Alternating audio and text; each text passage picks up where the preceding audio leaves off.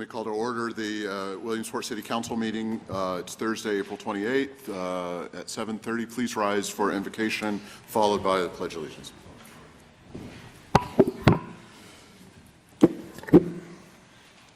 Lord, bless the people of this city, this commonwealth, and this nation. Help us to have vision and wisdom to guide us through periods of uncertainty in whatever form they come. Help us to celebrate our strengths and our democracy. Protect us from and those whose task it is to protect us from any harms that may come our way. Amen. Amen. I pledge allegiance to the flag of the United States of America and to the republic for which it stands, one nation, under God, indivisible, with liberty and justice for all.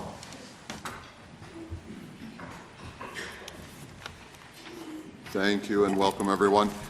Next item on our agenda is approval of City Council meeting minutes dated April 14th, 2016. May I have a motion and a second to approve those minutes? So moved. Second. With a motion and a second, any comments or questions? Hearing none, Mrs. Frank on approving the minutes. Mr. Nuviello. Yes. Mr. Smith. Yes. Mrs. Katz. Yes. Mr. Henderson. Yes. Mr. Allison. Yes. Dr. Williamson. Yes, and those minutes are approved. Next item on the agenda is limited courtesy of the floor. We've had no requests this evening, so we can move on to the next item, which is an ordinance amending Article 199. Mrs. Frank? An ordinance amending Article 199 of the Codified Ordinances, East 3rd Street Gateway Revitalization Ordinance. Be it ordained by the City Council of the City of Williamsport as follows. Section 1, Article 199.02, Membership. Term is hereby amended to read as follows. The East 3rd Street Revitalization Gateway Advisory Commission shall consist of 12 members who shall be appointed in the following manner. 4 members shall be residents of the city or own property in the area designated in 2 of this ordinance and appointed by the mayor. 4 members shall be residents of the city or own property in the area designated in of this ordinance and appointed by a majority vote of council. Thank you. 1 member shall Thank be... you, Mrs. Frank. That's perfect. Can I have a motion and a second on this ordinance? So moved. Second. With a motion and a second, let me make the presentation. As council will recall, 4 weeks ago brought forth an amendment to expand the geographic scope and membership of the East 3rd Street Gateway Commission. As we were beginning the process of thinking about, moving on to the next stage, it was pointed out that we had a couple of the stakeholders that were integral parts of the committee with the intention of being part of the commission who were property owners and very useful in the process of the work of the committee, but were not city residents. And I think it was the intention, I know it was the intention of every member of council and the mayor to make sure that those important voices remained at the table. The language that limited it to only city residents was a carryover from the prior ordinance, and so after consultations with the solicitor, we felt that the language that added or property owner in the designated in the area of the East 3rd Street Gateway should be added to reflect our intentions. And so I present this to you this evening. That said, any comments or questions? The only thing I'd add is, again, once this is in place after 2 readings, then I'll coordinate with the mayor to make sure the appropriate appointments are made between the mayor's appointments and council's. Hearing no further comments or questions, Mrs. Frank on the ordinance in first reading, please. Ms. Neely. Yes. Mr. Nuviello. Yes. Mr. Smith. Yes. Mrs. Katz. Yes. Mr. Henderson. Yes. Mr. Allison. Yes. Dr. Williamson. Yes, and the ordinance is approved in first reading. Next item on the agenda is resolution to award contracts for Bowman Field Phase 1 improvements. Let me pull it up. Mrs. Frank, in short form, please. Resolution authorizing the execution of construction contracts for Bowman Field Phase 1 improvements. Can you just read the totals? Contract number 1, general contractor to Lundy Construction in the amount of $914,800. Contract number 2, HVAC contractor to Ingenuity LLC in the total amount of $32,625. Contract number 3, plumbing contractor to Ingenuity LLC in the total amount of $95,410. Contract number 4, electrical contractor to Lecce Electric in the total amount of $71,223. Thank you very much. Motion and a second to approve this resolution. So moved. Second. With motion and second, how are you this evening, Mr. Nichols? Good evening, members of council. This resolution and the next two relate to the continued revitalization and upgrades to one of, I think everybody recognizes, the city's key assets, and that's Bowman Field. This first resolution is to award construction contracts to complete Phase 1 of the Bowman Field Capital Investments Plan, the amount of $1,114,058. And this will provide for enhancements to the grandstand area, primarily on the first base and right field area, with additional spectator space and facilities to make the utilization of the whole complex much more efficient and usable for not only the crosscutters, but for other events and uses. There'll be new restrooms and concession areas, accessibility features, safety improvements, and other related items are included in this project. This project and a related financing plan is structured to provide for no impact to the general fund. In fact, this phase and Phase 2 of the investment plan, and Phase 2 is where there are significant improvements to the facility by replacing all of the outdated seats and the deficient infrastructure, and this will serve to enhance revenue streams for all the stakeholders. Including the necessary architect and engineering services, the project results in a project that will be financed by $500,000 as included in the city's capital budget, bond funds from River Valley Transit, and significant contribution from the Chamber of Commerce through its County Visitors Bureau. The city is prepared to advance a restructuring of an existing line of credit to add a term out provision over 10 years for the repayment of the $500,000, with revenues for the debt service coming from the crosscutters, naming rights, and other fees. This restructuring would also include other city priority projects that need to be addressed in terms of possible financing. However, with significant input from council, the existing capital line of credit will be utilized until the administration and council determine what priority projects the city needs and wants to advance. This project is also related to the next resolution, which approves an operation maintenance agreement for BB&T Ballpark at Bowman Field. And this lease agreement provides for an additional 4-year working agreement with Cutting Edge Baseball, doing business as the Williamsport Crosscutters, with a fixed term for the first 2 years and the final 2 years structured as option years. However, the option years will become fixed once the pending RACB grant is approved, and then the city moves forward on Phase 2 of the Bowman Field Capital Investment Plan. Again, this would be the seat project and would not require any local general funds because it's totally funded by state dollars, 100% state funding.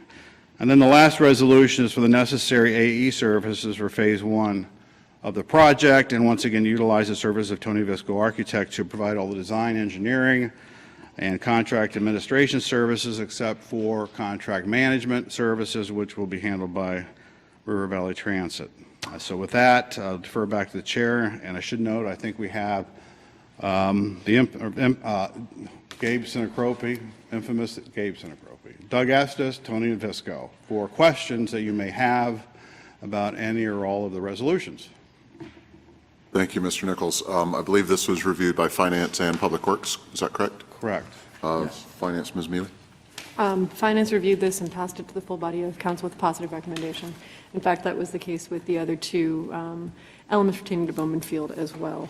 It is substantially, the one recommendation that we did make, and I'm not sure if there was time to address that in the crosscutters agreement, Mr. Nichols, but there is attachment A to the crosscutters agreement, which follows this particular resolution, reflects a wildly different cost estimate for Phase 1 than the actual numbers that we're seeing in this Phase 1 improvements resolution. It's, I believe, about a $400,000 increase over the estimated cost when we did these cost estimates several years ago. So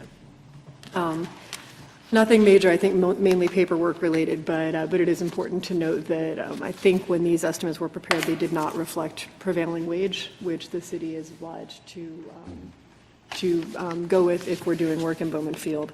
Consequently, the final cost for the Phase 1 elements of the plan is $1.1 million and was projected to be $750,000. But with that said, there's no reason to believe, it was my understanding, that these costs are not in line with what we should have expected to pay. Out of line. Or not, excuse me, yes, they're not out of line with what we should have, thank you very much, with what we should have Just making expected to pay. And consequently, finance passed it to the full body of council with positive recommendation. Thank you. Mr. Smith from Public Works.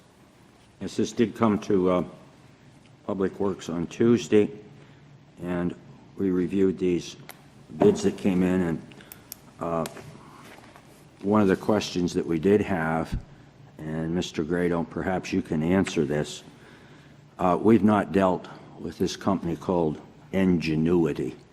Do you know anything about these folks? Apparently, we've not done any work with them. Apparently, they were low bidder. Do we have any reference or any information on these folks? We don't. So we don't have any references as to...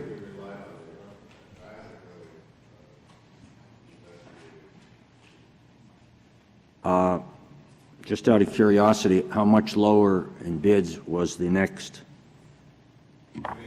bidder? Yeah, apparently why?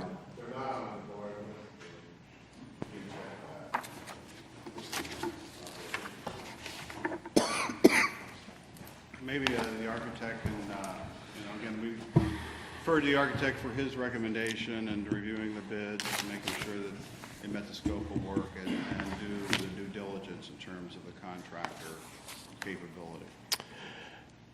Ingenuity did submit their qualification statements and other supporting data, and that was all in line.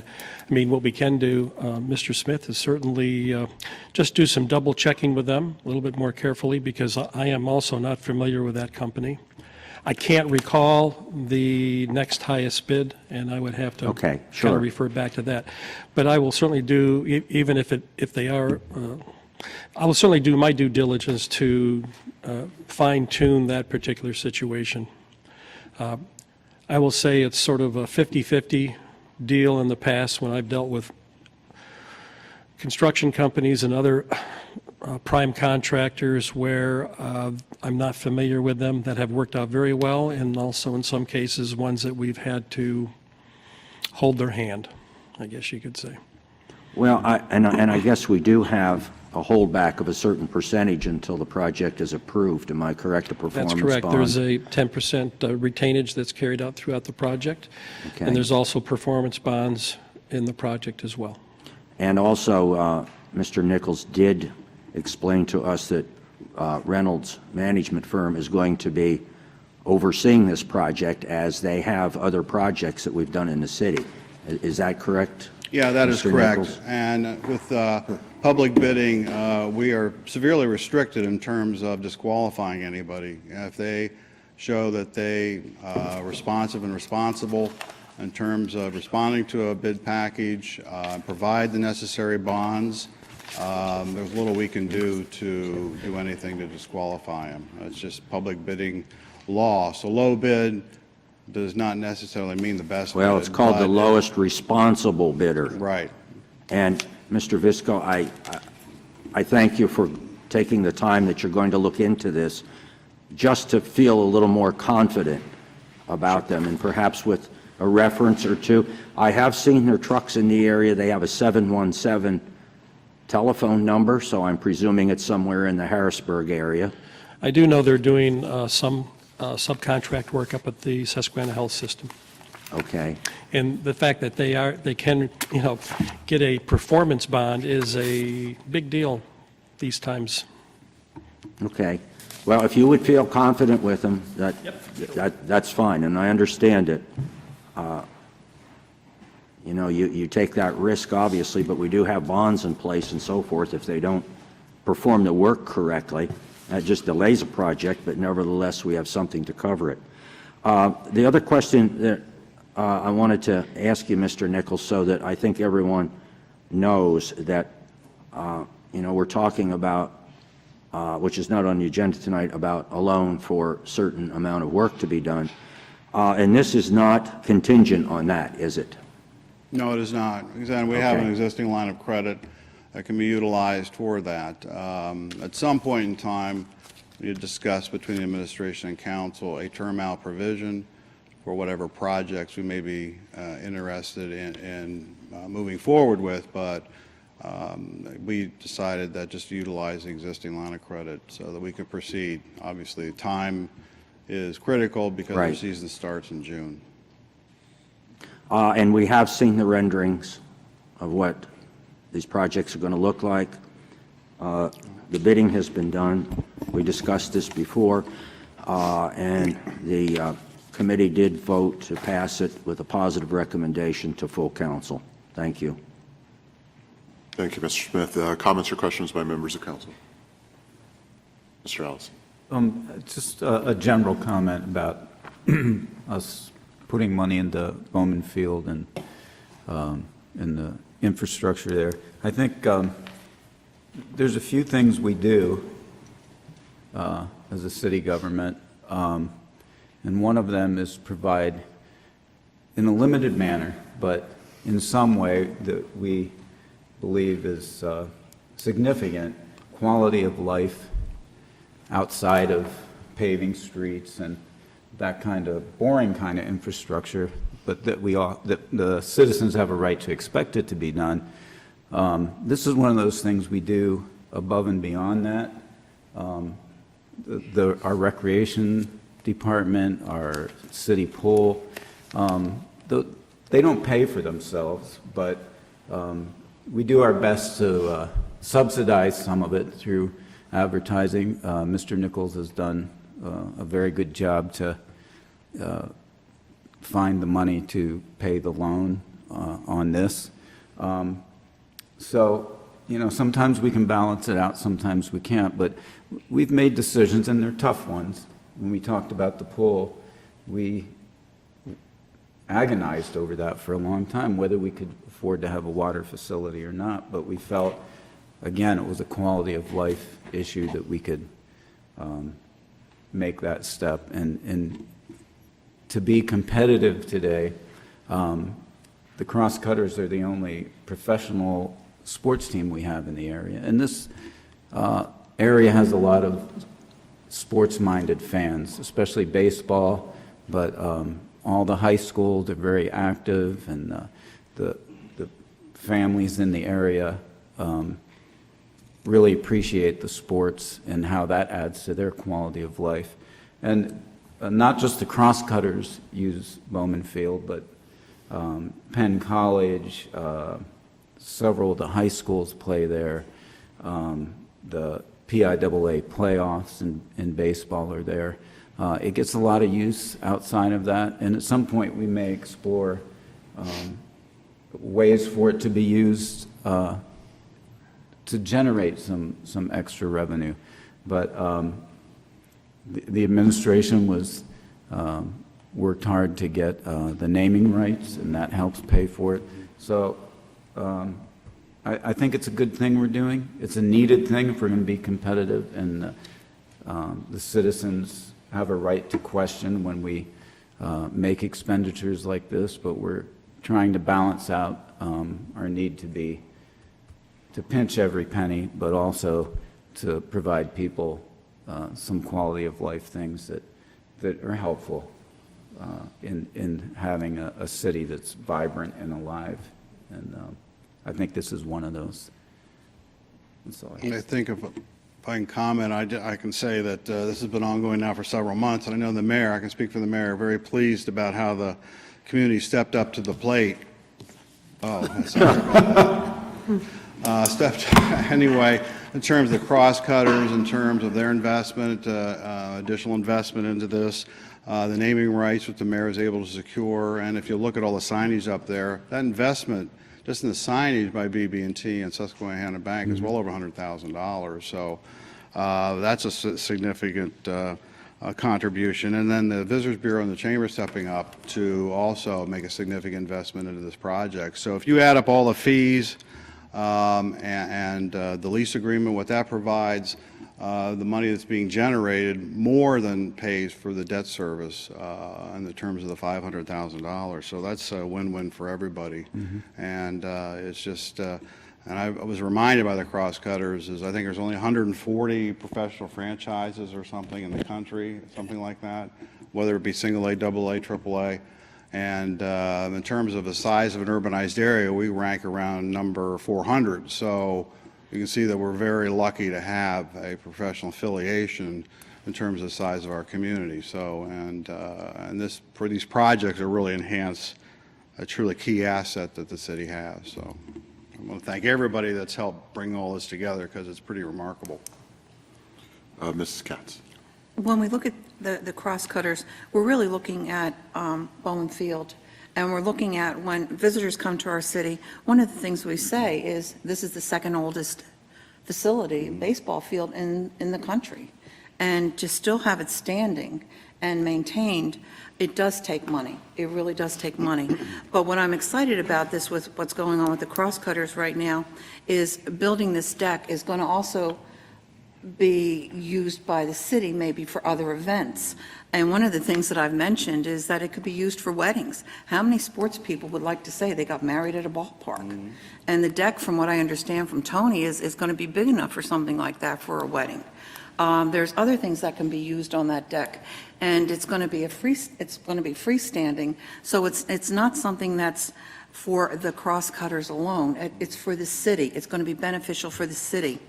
Tonight, I think it's really interesting because what's on the agenda really are three of our jewels in the city.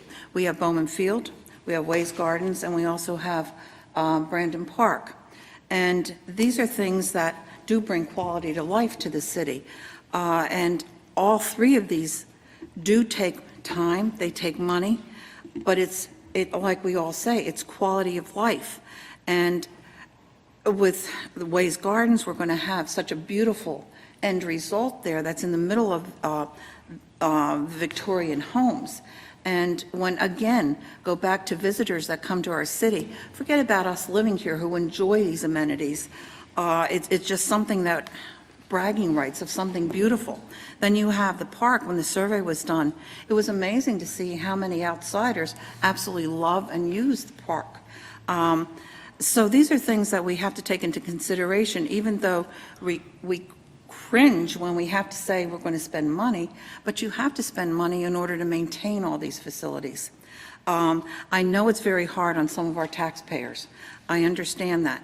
But I think what I'm also saying tonight is when we see what's on the agenda tonight, these are three things that add to tourism in our city. And I think this is a business in itself that should be promoted more, really. And we can make money off of this. And I think this is an area where we should pursue instead of, just saying we're enjoying what we have. Let's share it. There are people that do come to our city looking for these things. My son lives in Philadelphia, and it's amazing how many of his friends are envious of where he grew up, of what he was surrounded with. And we really do have to pursue this further, I think. And so I'm pleased with where we're going, the direction we're going in. Thank you, Mr. Noviello. Just a couple quick points. At our work meeting on Tuesday, I made reference to some of this, and Mr. Estes will recall that I had made some concerns known about with the kind of monies that we see coming in here, if we might not be able to find a way to do some improvement on the little field that sits outside the outfield fence. A lot of our locals use that, even kids in their neighborhood will use that. I would like to see something done to kind of enhance that at least as much as we are able to do so. And then, Mr. Nichols, I often get asked by the general public when these kind of issues come up, particularly when the funding we're talking about comes up. Can you tell those who are watching tonight whether or not the funding we're talking about for this project is the kind of monies that can also be used for things like street repair and street maintenance. Given the fact that this body has always been sort of disinclined to borrow money for operational expenses, and we certainly consider our street maintenance an operational expense, but can that money that we're talking about here tonight be transferred into things like street pavements? Not really, because the money that's being utilized is dedicated money that's generated from Bowman Field. And, is not, I suppose you could do some budgeting gimmicks to try to do something, but, user fees should be returned to the facility that those user fees were generated, and that's exactly what we're doing. And so that mitigates or eliminates the need for any general fund money, so general fund money then can be used for what it should be, and that's paving streets and public safety type things. Absolutely. Thank you for helping me explain that to those who have spoken to me about that. Thank you, Mr. President. Absolutely. To add a little bit more to what's been said, the Bowman, if the city of Williamsport is known for just two things, one of the things it's known for is baseball. Of course, some of that is Little League, but Bowman Field is another part of that legacy that goes back a long, long time. The other thing that the city is known for is its history, and its amazing, really interesting, really consequential history is part of the American story. And both of those things are captured in historic Bowman Field, much less BB&T Park at historic Bowman Field and the Williamsport Crosscutters. But the field, the stadium, captures who we are in its very essence. And, along this path of thinking about how much should we invest in this facility, and this story, the struggle that we're dealing with in Williamsport is the same struggle that many communities do when they're subsidizing their stadiums, all the way up to the largest, most expensive stadiums in the country. In fact, the only one that I know of all major sports that does not receive public subsidy is Jerry World, or whatever the Dallas Cowboys stadium's name is actually called. But every other one that I know of, it requires a public investment.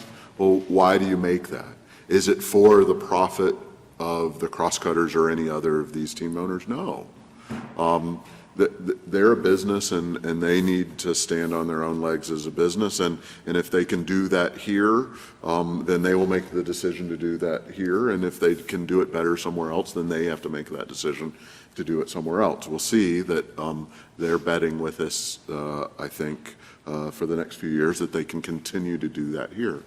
What we're doing here is investing in our community and investing in our story, the story of baseball and the story of history, and the story, as Mr. Allison suggested, of the quality of life of the families that, including mine, and all our neighbors that are out on a summer night enjoying the Crosscutters game and enjoying the fellowship of their neighbors. How much money is the right money to invest in the quality of life? I don't know. We don't have enough to invest in every aspect of the quality of life that deserves investment.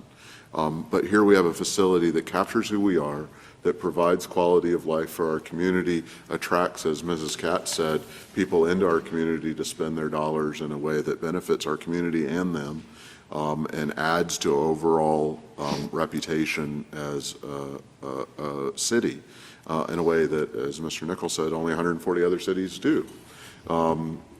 In terms of minor league baseball. And that's a pretty neat set of stories. Now, how do you afford whatever it is necessary to invest in a facility? And we've done it here, as Mr. Nichols laid out, in two ways. One part is money already borrowed but saved from prior projects. We cut costs so that we had resources to do not one thing but two things.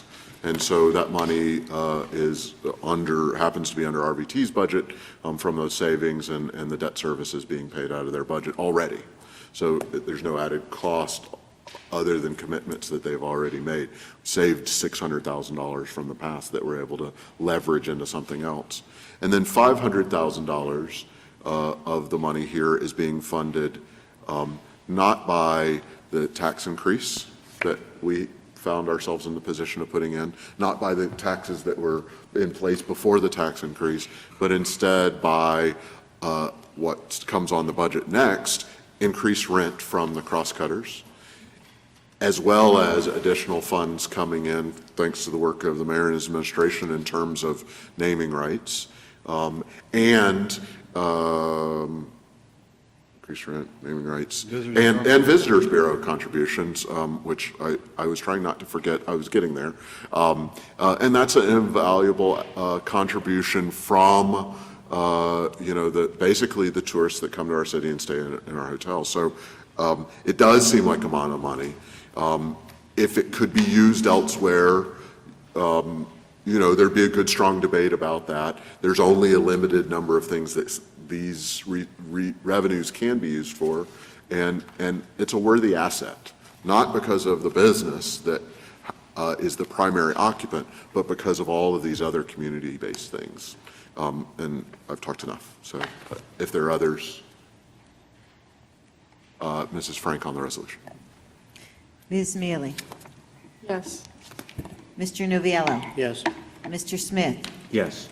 Mrs. Katz? Yes. Mr. Henderson? Yes. Mr. Allison? Yes. Dr. Williamson? Yes, and the resolution to award those contracts are approved.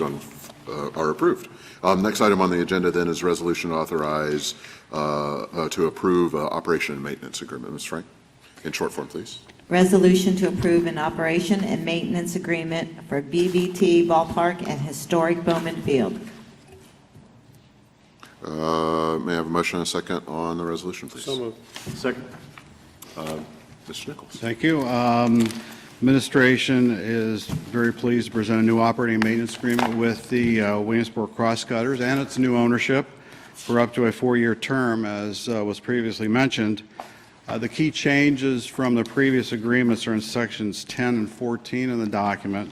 Section 10, payments, establishes an annual fixed fee of $15,000 for use of the facility, an annual fixed fee of $5,000 for use of the static scoreboard, and an annual capital reinvestment fee related to the city's capital investment to BB&T Park at Historic Bowman Field.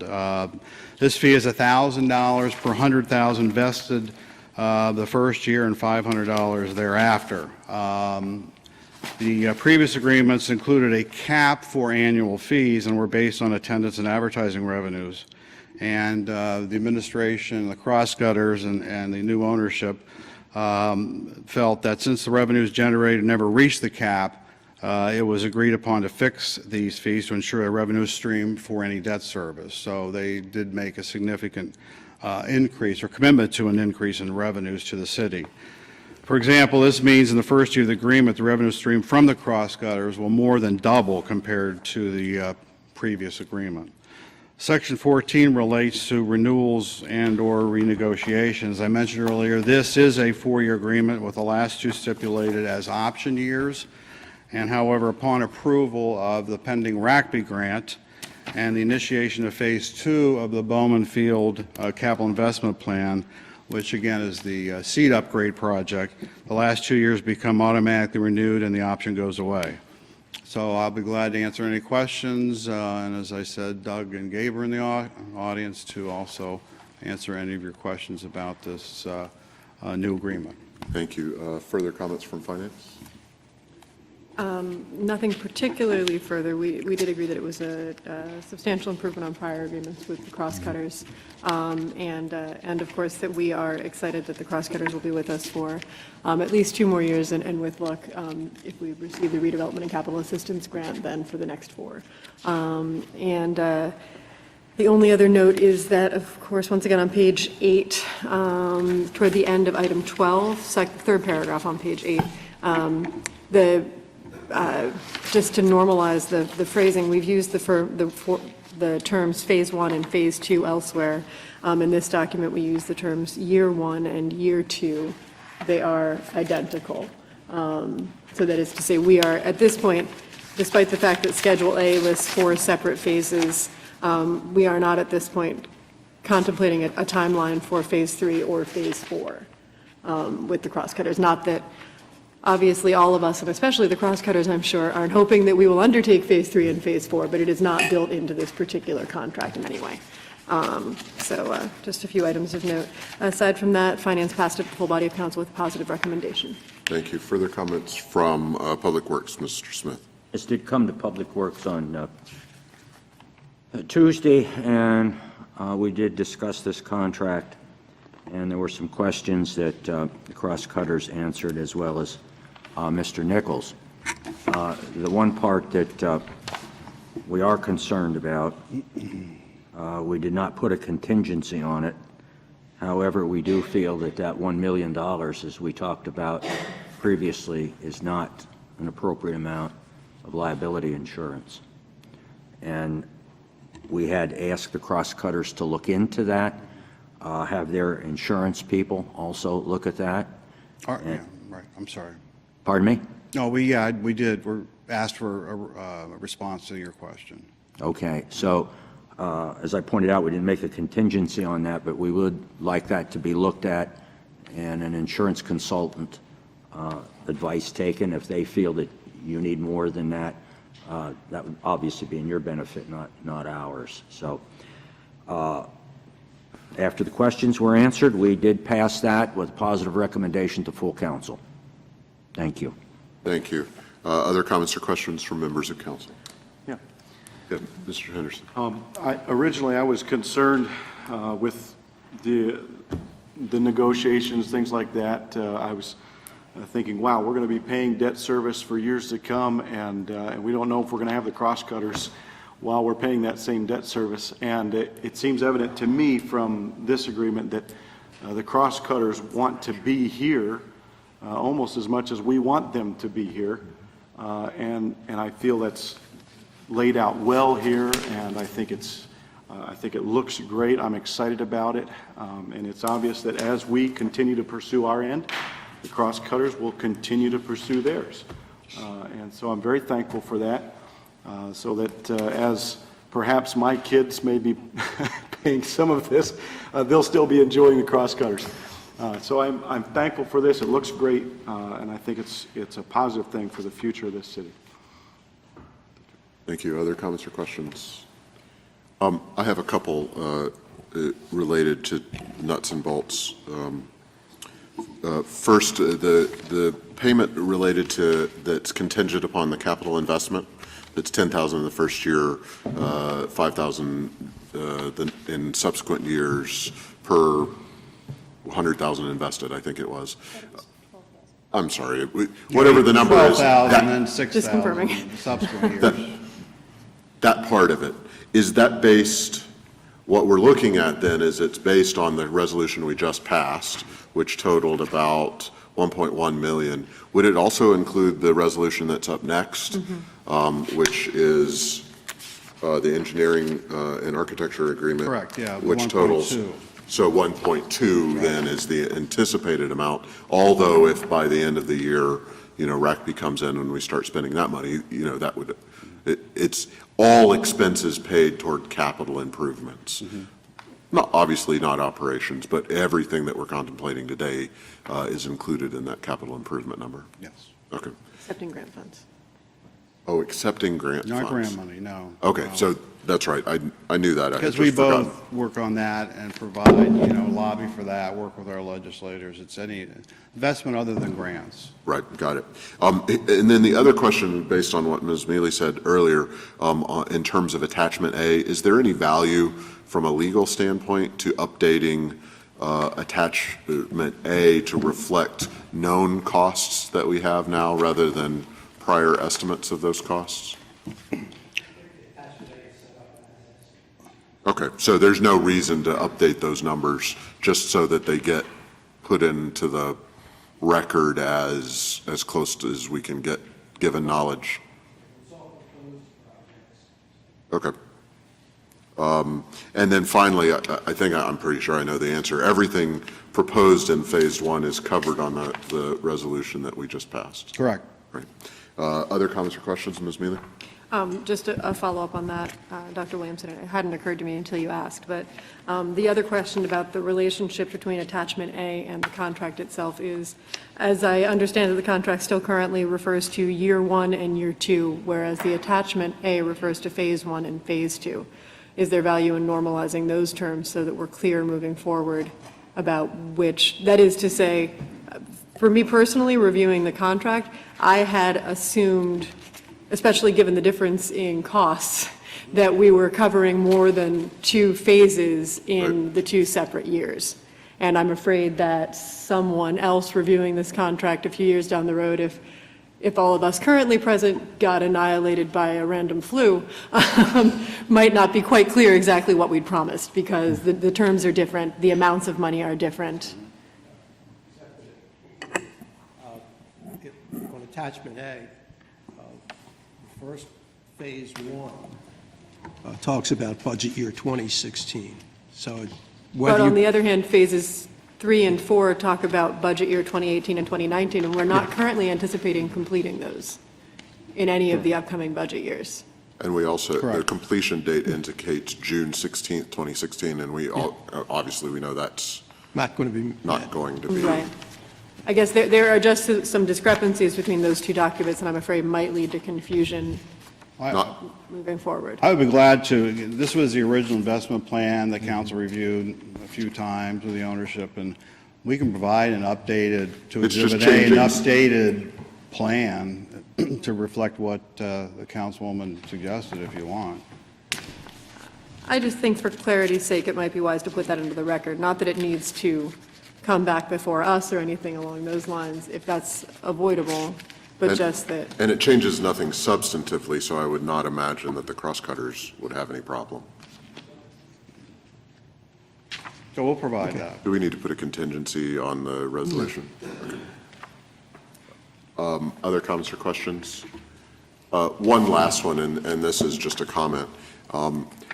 In the discussions between the council and administration, as well as council and the crosscutters, one of the things that we had to figure out was kind of how to take first steps and how to step together when with uncertainty, basically, and how to structure a contract that allows each side to feel like its risks were mitigated. And so I want to thank, I think Mr. Nichols took the lead from the city side and also the crosscutters to figuring out how to take what is going to be a multi-year capital investment program and at the same time turn it into a multi-year commitment by the crosscutters back to stay within the city so that we know that our investments will be utilized with a reasonable amount of certainty. And so that's what partners do, and so I want to thank both parties in that for figuring out how to structure it to make that happen. Hearing no further comments, Mrs. Frank on the resolution? Ms. Mealy? yes. Mr. Novello? Yes. Mr. Smith? Yes. Mrs. Katz? Yes. Mr. Henderson? Yes. Mr. Allison? Yes. Dr. Williamson? Yes, and that resolution is approved. The next item on the agenda is then a resolution to authorize an architect and engineering agreement. Mrs. Frank, in short form? Resolution to authorize architect engineering services for the Bowman Field Phase 1 construction project. Can I have a motion and a second on this resolution? So moved. Second. Mr. Nichols, any further to add? Simply, this is for the necessary architect and engineering services for Phase 1 of the project, and Mr. Visco has been the architect of record for Bowman Field over the past several years. The contract is the same as previous contracts. The city engineer did review this, the document to ensure the fee is consistent with past projects and covers the scope of work needed for the project. So Tony is here to answer any questions, and we ask for your approval. All right, anything further to add from Public Works, Mr. Smith? No, we discussed this on Tuesday as part of the 3 resolutions, and we found everything to be in order, and Mr. Grado has approved it. So we voted to send it to full council with a positive recommendation. Thank you. And from Finance, Ms. Mealy? Actually, I was unable, due to another commitment, I had to leave our 2-hour finance meeting a little early. And so Mr. Allison would handle this one. We No, had, we made that easy. Sorry, Randy. we had quite an in-depth discussion. No, we didn't have a whole lot to say about it. A lot of it's boilerplate contract language, and it basically, the narrative part basically verifies everything else that we've already passed. So we passed it to the full body of council with a positive recommendation. Thank you. Any other comments or questions? Ms. Mealy? Actually, just a couple, and I apologize because I did not get to ask these at finance. One quick question. Often in a resolution like this, we would have a not-to-exceed number somewhere. It's not present in this resolution. Is there a reason for that, or? No, you can add that if you want. And then I guess the question that would go along with that is that in the letter of intent, obviously, we allow for reimbursable expenses that presumably will be over and above the $97,400. I don't see those built into our Phase 1 budget at all. Are we anticipating no expenses? Or I guess if we were going to establish a not-to-exceed number, would it be 97.4? Or would it be 100,000, given that we would expect some reimbursable expenses? Without consulting with Tony, I would say not to exceed, and I'll make sure he eats all the reimbursable expenses. Sounds like a plan. So do I hear a motion then? Pardon me, a motion to add a not to exceed. As long as everyone, I mean, I suppose we don't really need to seek Tony's permission, as long as we're comfortable with establishing a not to exceed as part of the resolution. But typically, What you do with what's there'd that? be testing services and things like that. I don't think, is there any concrete testing, concrete break, what? Would that be? What? So we're okay. We're okay. So, Tony, we could all feel comfortable then with us adding a phrase to this resolution saying in an amount not to exceed $97,400. Understanding, of course, that if it did exceed it, it would come back before council for any overages or anything. It's not as though you wouldn't be denied necessarily the amount to expend it, but just that we would be aware. So you made a motion. All right, I will make a motion to add the phrase to the final clause in the resolution. Authorized to execute the attached AIA agreement between the City of Williamsport and Anthony H. Fisco Jr. Architects, comma, in an amount not to exceed $97,400. I hear a motion. Do I have a second? Second. I don't think you need the comma, by the way. But You have to get rid of any the comments or period. questions on the motion to amend? Hearing none, Ms. Frank on the motion to amend? Ms. Mealy? Yes. Mr. Noviello? Yes. Mr. Smith? Yeah. Mrs. Katz? Yes. Mr. Henderson? Yes. Mr. Allison? Yes. Dr. Williamson? Yes, and the resolution is amended. Back to the original motion on the resolution as amended. Ms. Mealy? One further question then. Just that obviously and admirably, our expenses, predicted expenses for Phase 1 pretty much exactly total out to the predicted funding sources for Phase 1. However, we don't have any, obviously, contingency funding or anything in there that would conventionally be included in a budget of that nature. Do we have any projections for how we pay for that, Mr. Nichols, if it became an issue? Well, once again, without consulting Tony, if there's any extra costs, I'll make sure he eats those. He was listening intently. Mr. Nichols, if you, no, Mr. Nichols. Mr. Visco, if you'd like to leave the room, we have some things we'd like to commit you to in your absence. And also, Mr. Nichols, I believe you covered this in finance, and you'll excuse me for not remembering, but the other sources that we were predicting $11,500 to come from, what were those precisely? Bowman Field, we have fees that are generated from Bowman Field. Okay. All right, Are excellent. separate, so there's a small amount of money which will cover the 11,500 or whatever it is. All right, so our budget is rather precisely what it is, and we'll Right. hope we don't need a contingency. Excellent, thank you, that's everything. Thank you. Other comments or questions on the amended motion? Hearing none, Mrs. Frank on the resolution as amended. Ms. Mealy? Yes. Mr. Noviello? Yes. Mr. Smith? Yes. Mrs. Katz? Yes. Mr. Henderson? Yes. Mr. Allison? Yes. Dr. Williamson. Yes, and that motion is approved. And I want to thank Mr. Fisco for the fine work he's done over the years out at Bowman Field, and we look forward to seeing how this turns out as well. Thank you. On Thank you, behalf Mr. of the crosscutters and everybody, thank you very much to council for seeing all this through over the last several months. Yeah, well, it's been a good partnership and a lot of details to work out, and I think we got to a good point. So glad to have them. I think I saw a billboard June 17th. So play ball. Next item on the agenda then is a resolution authorizing an engineering agreement on the levees. Mrs. Frank, please. A resolution authorizing the execution of an engineering agreement for Phase 2C of the FEMA levee certification. Be it hereby resolved that the City Council of the City of Williamsport authorizes the mayor and city controller to approve the engineering proposal of AMEC Environmental and Infrastructure, Inc., 502 West Germantown Road, Plymouth Meeting, in the amount of $24,000 for engineering services necessary to complete Phase 2C of the FEMA levee certification for Northeast and Northwest Williamsport systems. Thank you. I have a motion and a second on the resolution, please. So moved. Second. Mr. Grado, how are you this evening? Very good.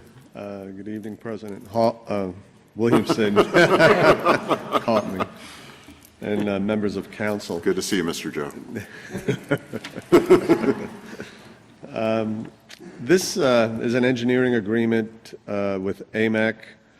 They are the environmental consultants who have been conducting the evaluation of the city's levee as part of the FEMA levee certification. This has been a long process. It actually began in 2012. This is Phase 2C. There was 1A, 2, and 2B, and those have been completed. So, and they've been rather expensive at this point. So, Mark, this is did you get that? relatively small compared to the investment we've made over the last 3 or 4 years.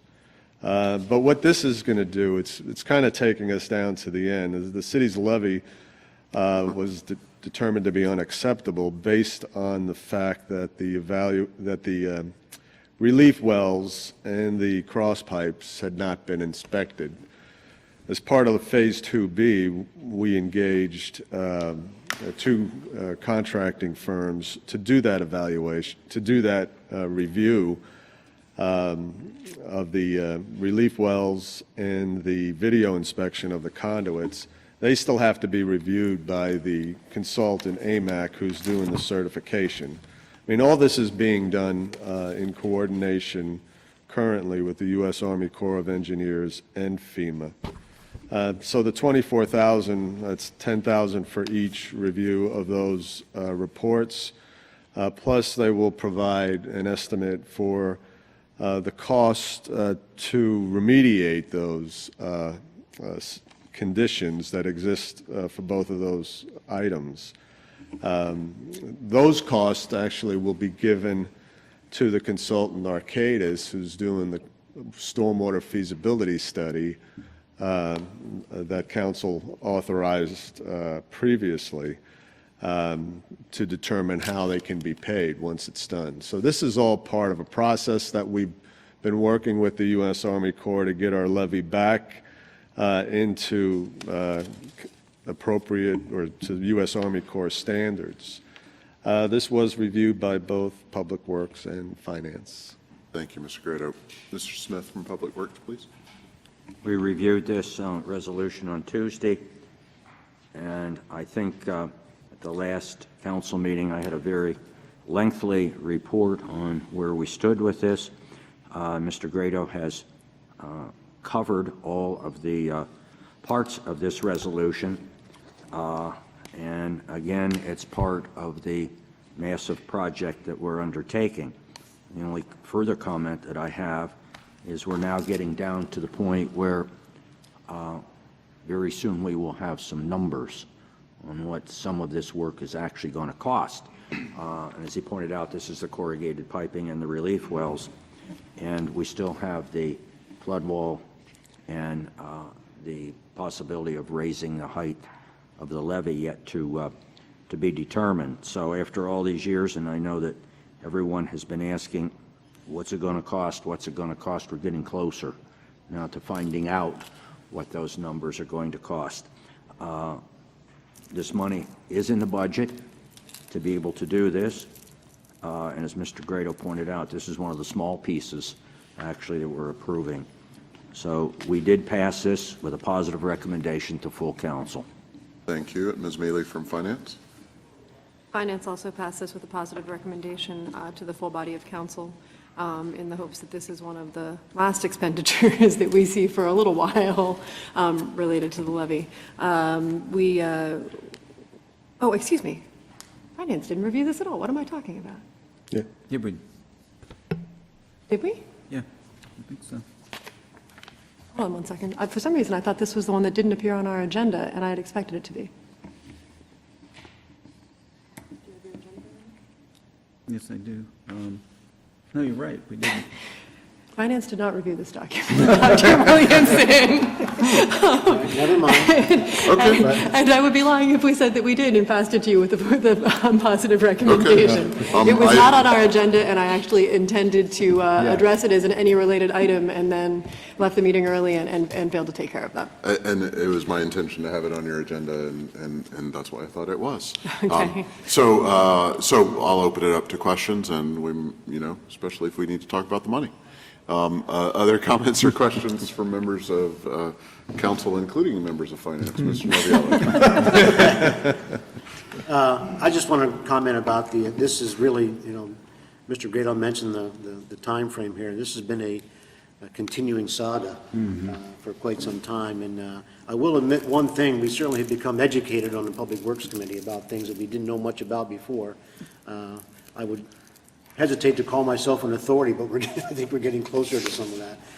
I do want to thank again, as I am prone to do when he is before us, is to thank Mr. Grado for guiding us through this process. It's been like walking through a dark forest, but he's been leaving a pretty good breadcrumb trail for us to follow. So we're pretty much where we need to be as far as our understanding of it, at least from my seat.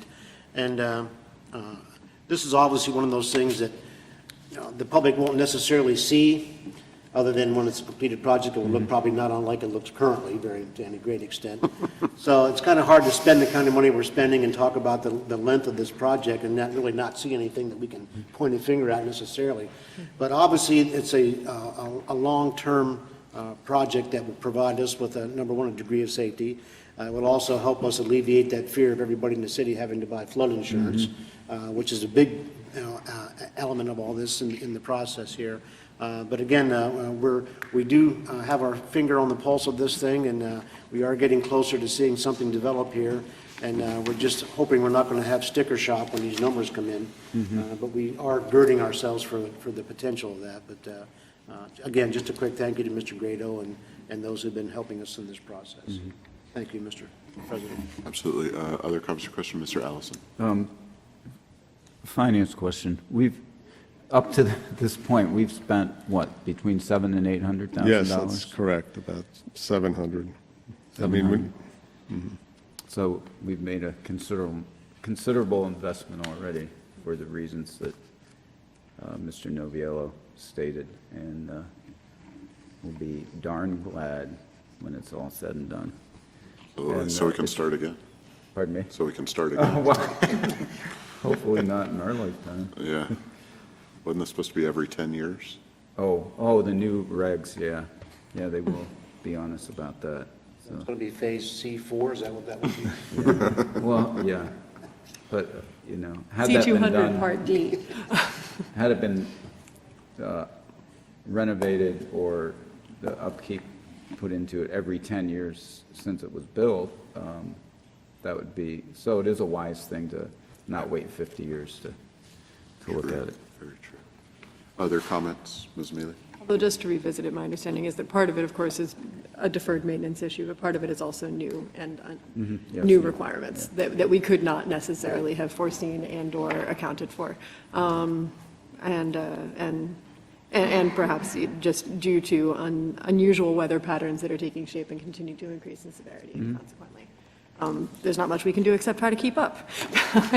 But yes, on behalf of the Finance Committee as the chair, I did want to thank Public Works for your exhaustive efforts in reviewing this in previous items. And my only question on a finance note was exactly what the city has spent so far. So thank you, Mr. Allison, for exploring that. Other comments or questions?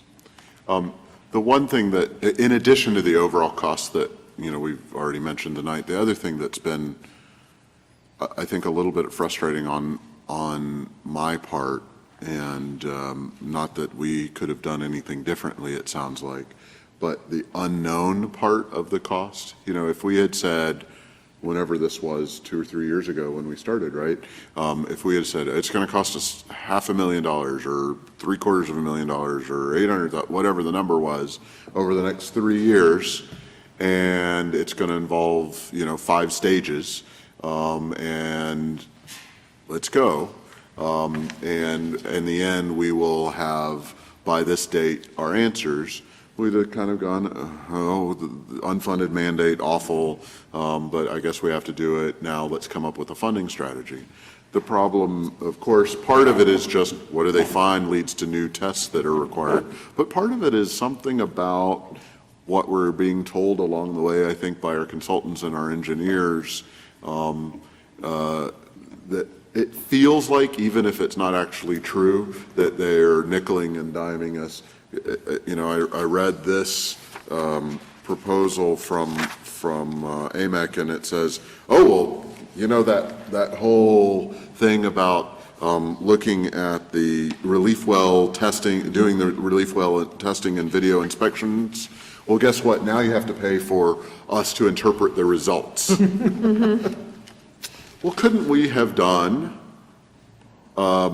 one contract that said, you're going to do the testing, and by the way, the results are, and it might be 6 months down the road, will cost you another $24,000. What's this whole package look like? And because earlier we know costs, as unpleasant as they may be, the easier it is to manage the planning of how to pay for those. I think I'm just complaining at this point about something that we can't do anything about. But that's one of the frustrations I feel on behalf of the taxpayers is we haven't seen the end in sight of the testing, much less the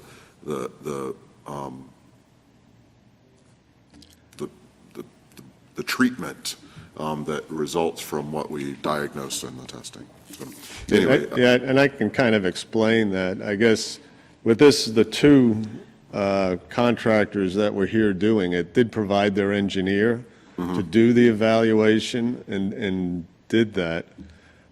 AMAC provided a proposal. I think Bill Wright at that time had done some due diligence to try to get a lower cost for those, and it was considerably lower than what we were getting from AMAC.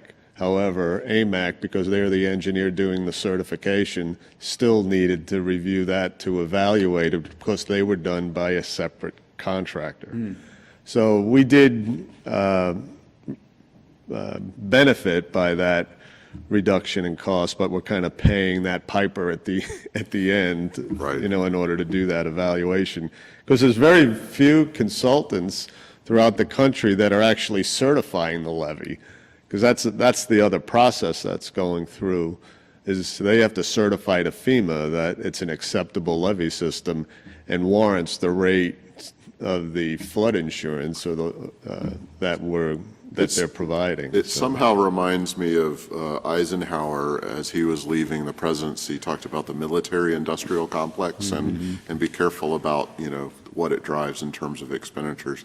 It's almost like we've created, thanks to FEMA's actions in recent years, the, recertification industrial Anyway, any other comments or questions? Hearing none, Mrs. Frank, on the resolution. Ms. Mealy? Yes. Mr. Noviello? Yes. Mr. Smith? Yes. Mrs. Katz? Yes. Mr. Henderson? Yes. Mr. Allison? Yes. Dr. Williamson? Yes, and the resolution is approved. Next item on the agenda is resolution authorizing work for Ways Garden. Mrs. Frank, please. I think that's the next one, right?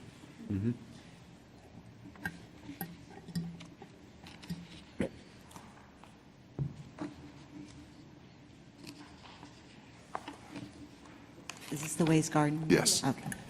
Resolution authorizing work order proposal number 3 between the City of Williamsport and Larson Design Group for the Ways Garden Restoration Project. Whereas City Council has approved a resolution authorizing an open-ended contract for engineering and design services with Larson Design Group. Be it hereby resolved that the City Council authorizes the mayor and the city controller to execute the attached work order proposal number 3 between the City of Williamsport and Larson Design Group in the amount of $22,860 for the Ways Garden Restoration Project. I have a motion and a second on the resolution. So moved. Second. Hearing motion second, Mr. Grado? Yes, this engineering agreement between the city and Larson Design will provide for the plans specification, also the construction administration for the Ways Garden Improvement Project. As council recalls, we received a grant from DCNR in the amount of $90,000. That was to be matched. It was a 50-50 grant. It's being matched by a group of funding sources, the County of Lycoming, Ways Garden Commission through donations, and the city's community development block grant budget. So this, Larson has an open-end contract with the city. Their cost of $22,860 is separated out for the parking lot. When DCNR reviewed the grant agreement or grant application, they did not include the parking lot. So we separated that out at DCNR's request. The intent is still to do that, and we separated the funding source for that parking lot, which would be the McCormick Law Offices. We still want to do that as part of the overall project, as well as the alley that runs to the south of Ways Garden, which would be providing that access. We intend there to submit an application to the Lycoming County Conservation District for their low-volume road grants. So this would be a green alley as well as a green parking lot. So this scope of work for this that Larson would be doing under the DCNR grant would be the event lawn, the gazebo, additional lighting, and landscaping. This was, I believe this was reviewed by both Public Works and Finance. We'll start with finance to be sure. Mr. Grado skipped both of them, so I'm not really sure where he gets off. Yes, this was reviewed by the Finance Committee, and we had actually a pretty lengthy discussion just sort of about the nature of the existing funding and exactly how far it was going to go. And just so that we are all on the same page, the existing funding, including the funding contributed by McCormick Law Firm, is going to pretty much take us about 2/3 of the way, about 1/3 of the way through the actual park. It will cover the pavilion area and the parking area for McCormick, lighting throughout the park, but it does not address the proposed fountain, changes to the sidewalk, the walkway structure, and new plantings in the front of the park, the part that would border 4th Street. But I believe currently we'll have about 210,000 with this agreement and presumably later agreements related to actual expenditures, movement of dirt and whatnot in the park. We're proposing to expend about $210,000. Mr. Esposito's estimate was an additional $150,000 to finish the front of the park moving forward. With that said, all of this appeared to be in line with expectations for the cost estimates, et cetera. And Finance forwarded this to the full body of council with a positive recommendation. Thank you. And Mr. Smith, Public Works? That also came to committee on Tuesday.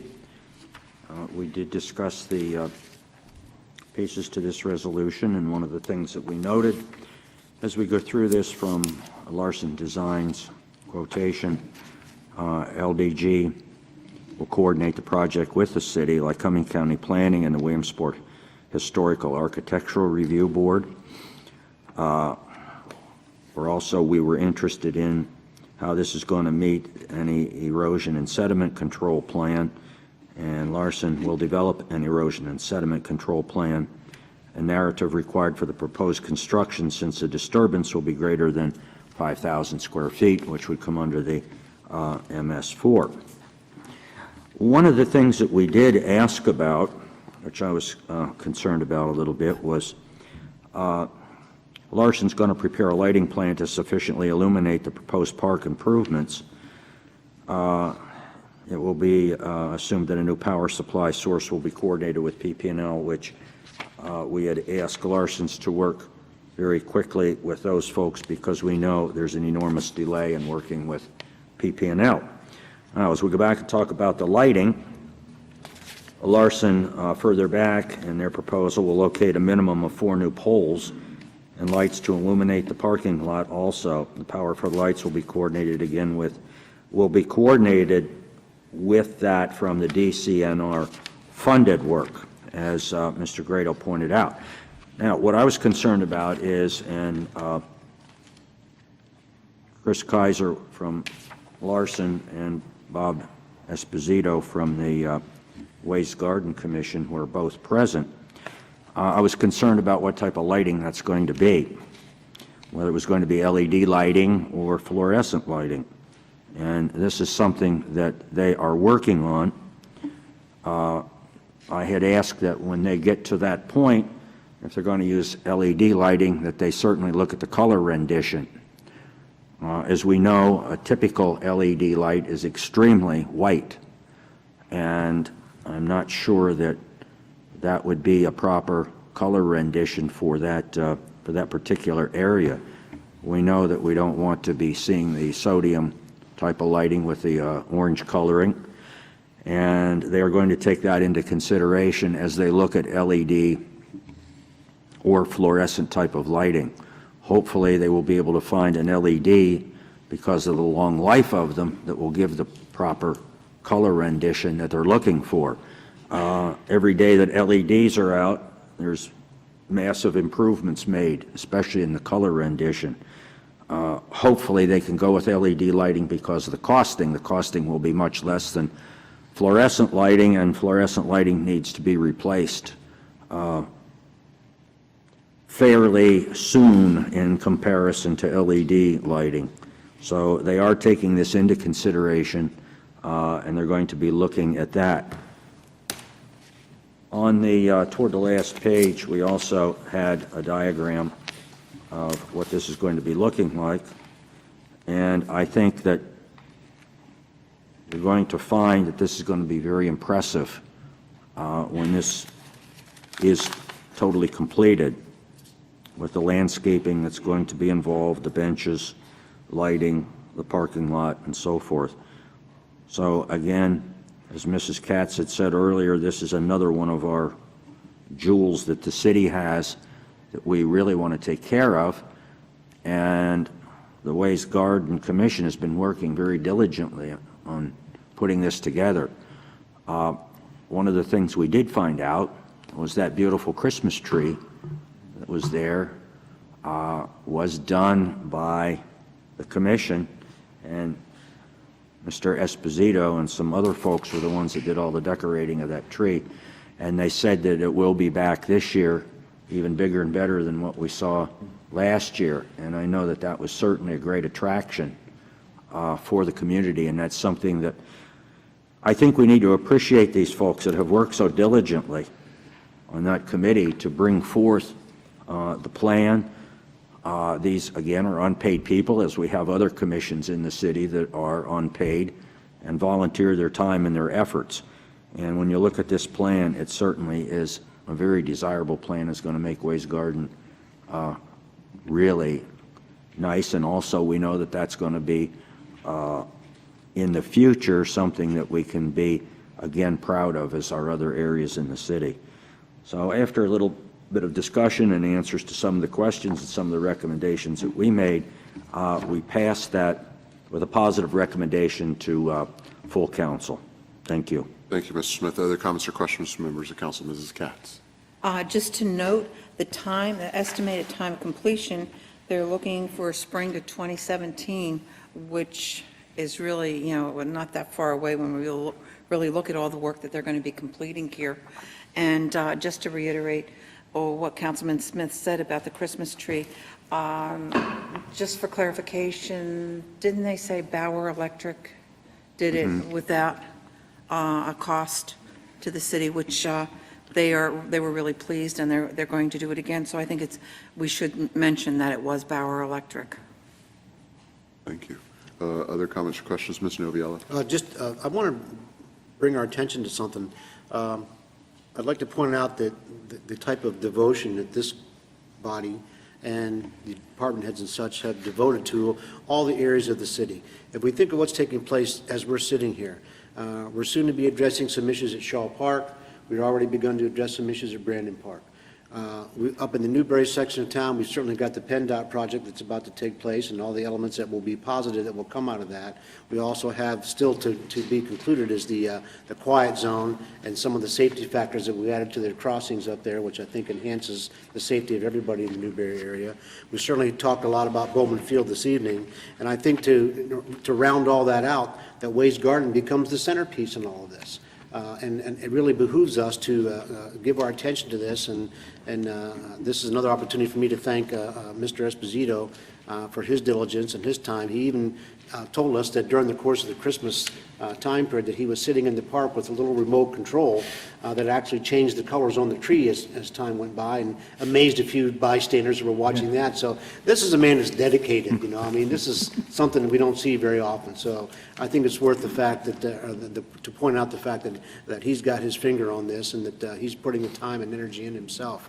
And I think when this is all said and done, even by looking at the sort of rendering that we have before us, that we're really going to be very surprised and very pleased with the ultimate outcome of this thing. And it's just, again, important to thank everybody so we can continue to encourage people to volunteer their time and put the kind of effort forward that Mr. Esposito puts forward. So, again, just one more round of appreciation. Thank you. Thank you. Sure. Mr. Smith?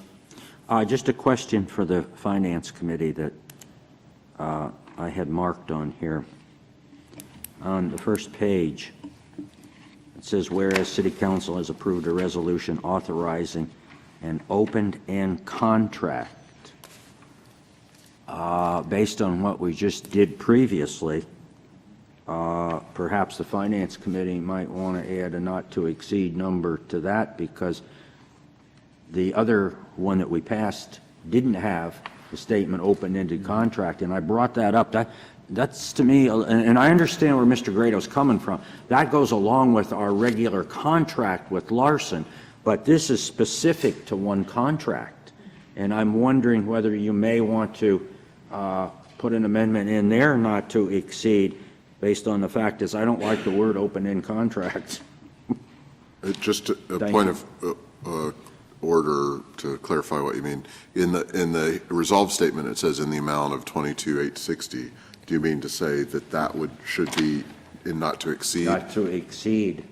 I don't know if that's, in this case, that would, the difference in the wording, what the effect there would be, it's a set amount, and I suppose if it came in under, then we might save a little bit Mr. money. Visco's was a set amount too. But the amount wasn't $94,000. listed in the resolution at all on Visco's.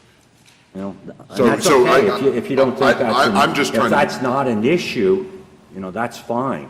I just wanted to get a little bit of understanding, because it wouldn't matter to me one way or the other. It doesn't matter to me either, as long as they can't come back and, they have to come back to council anyway, Yeah.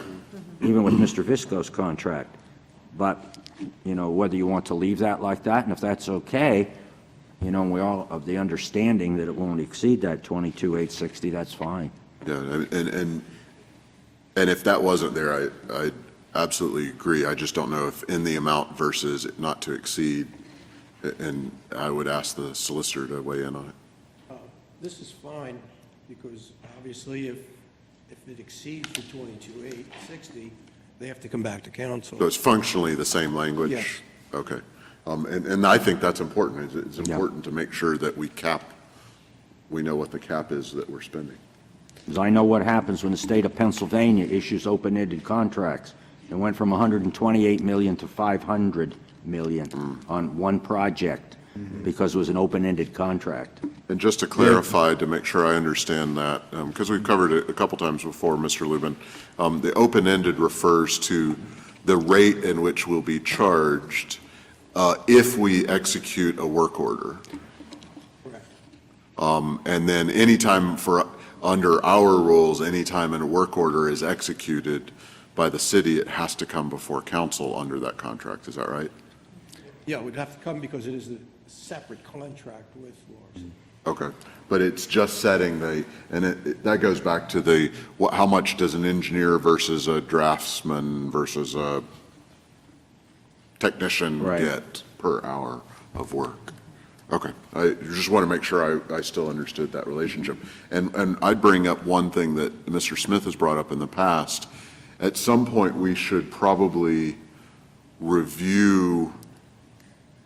we should consider the timing for rebidding open-ended contracts, how exactly we go about doing that. We do that every 3 years. This was we went through the process with use of community development funds, where we advertise, we get proposals. So what is the we date for award. this open-ended contract? Well, I think we have one more year. Okay.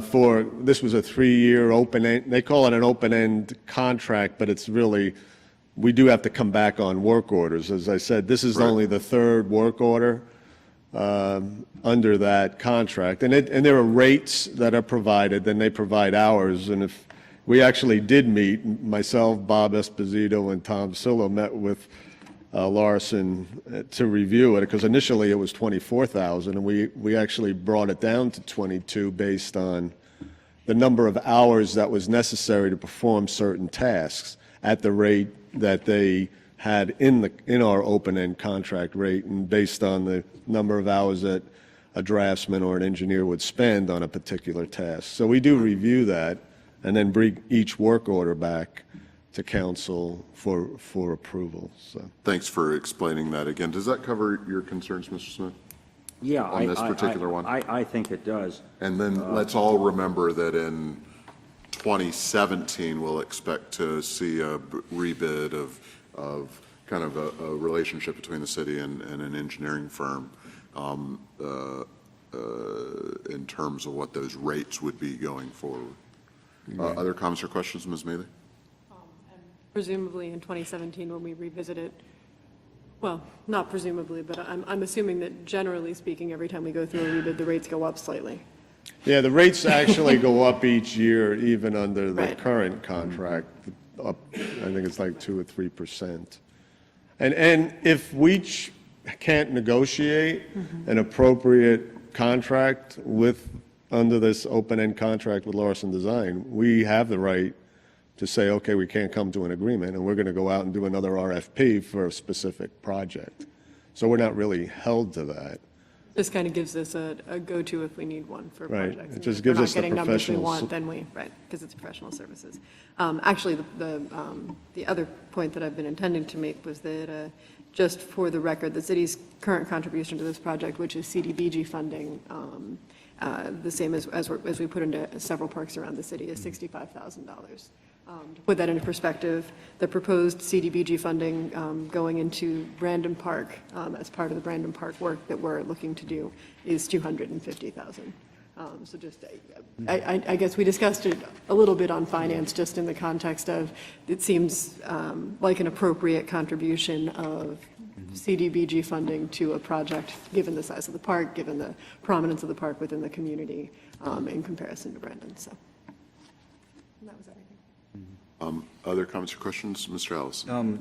In addition to the finances that we're putting in and they're applying for, Mr. Esposito and the commission are also going out on their own and soliciting donations from private and other institutions. So they're not just taking the money and having the work done, they're also participating in the dollars coming into it as well.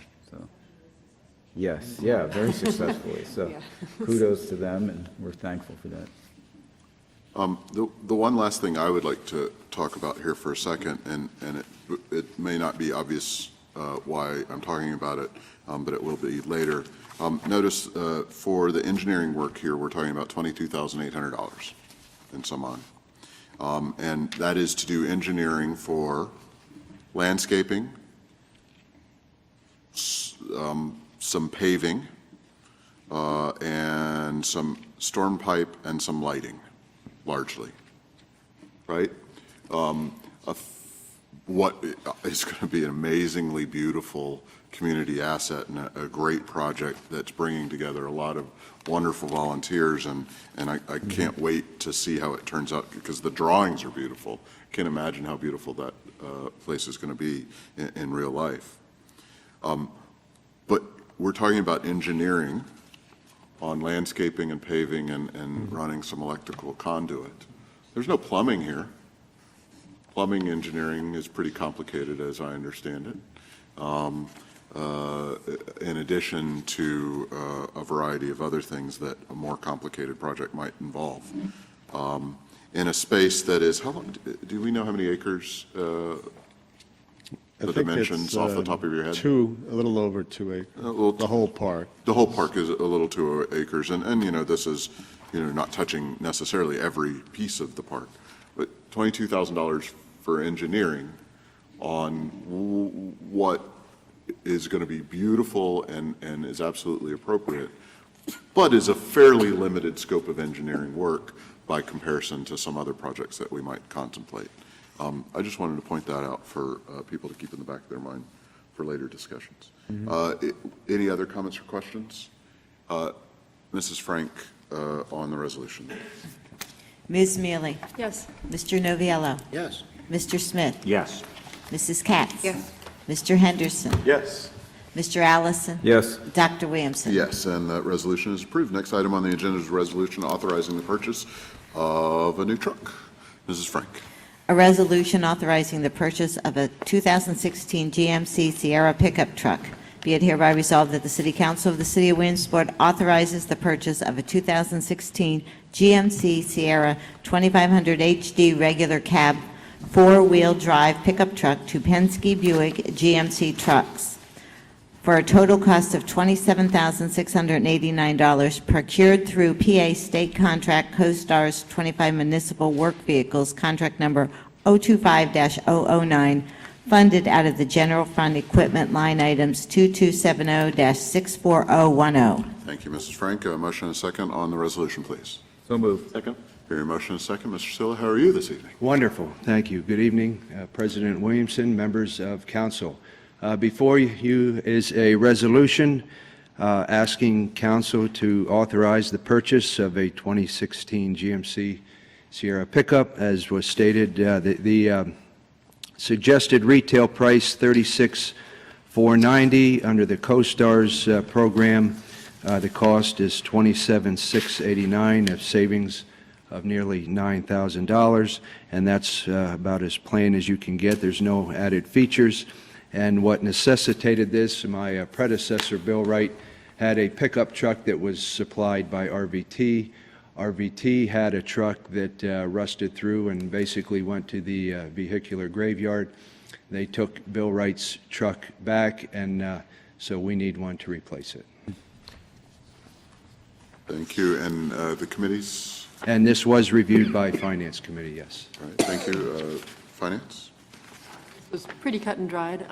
We agreed that it was a good price, and noted that Mr. Sillo had in fact chosen the vehicle that had the deepest discount available through CoStar's, which is lovely, and covered what I think was all of Finance might have been mostly unaware of, which is that part of the duties of this truck will be to pick up dead animals around Williamsport.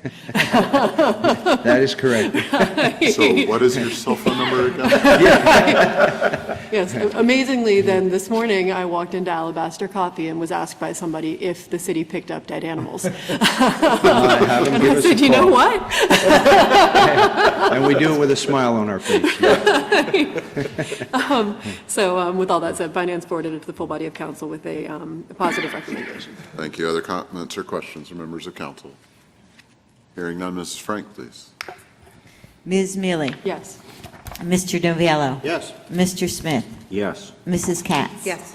Mr. Henderson? Yes. Mr. Allison? Yes. Dr. Williamson? Yes, and that resolution is approved. Next item is Thank you. resolutions for users agreement for Bowman Field.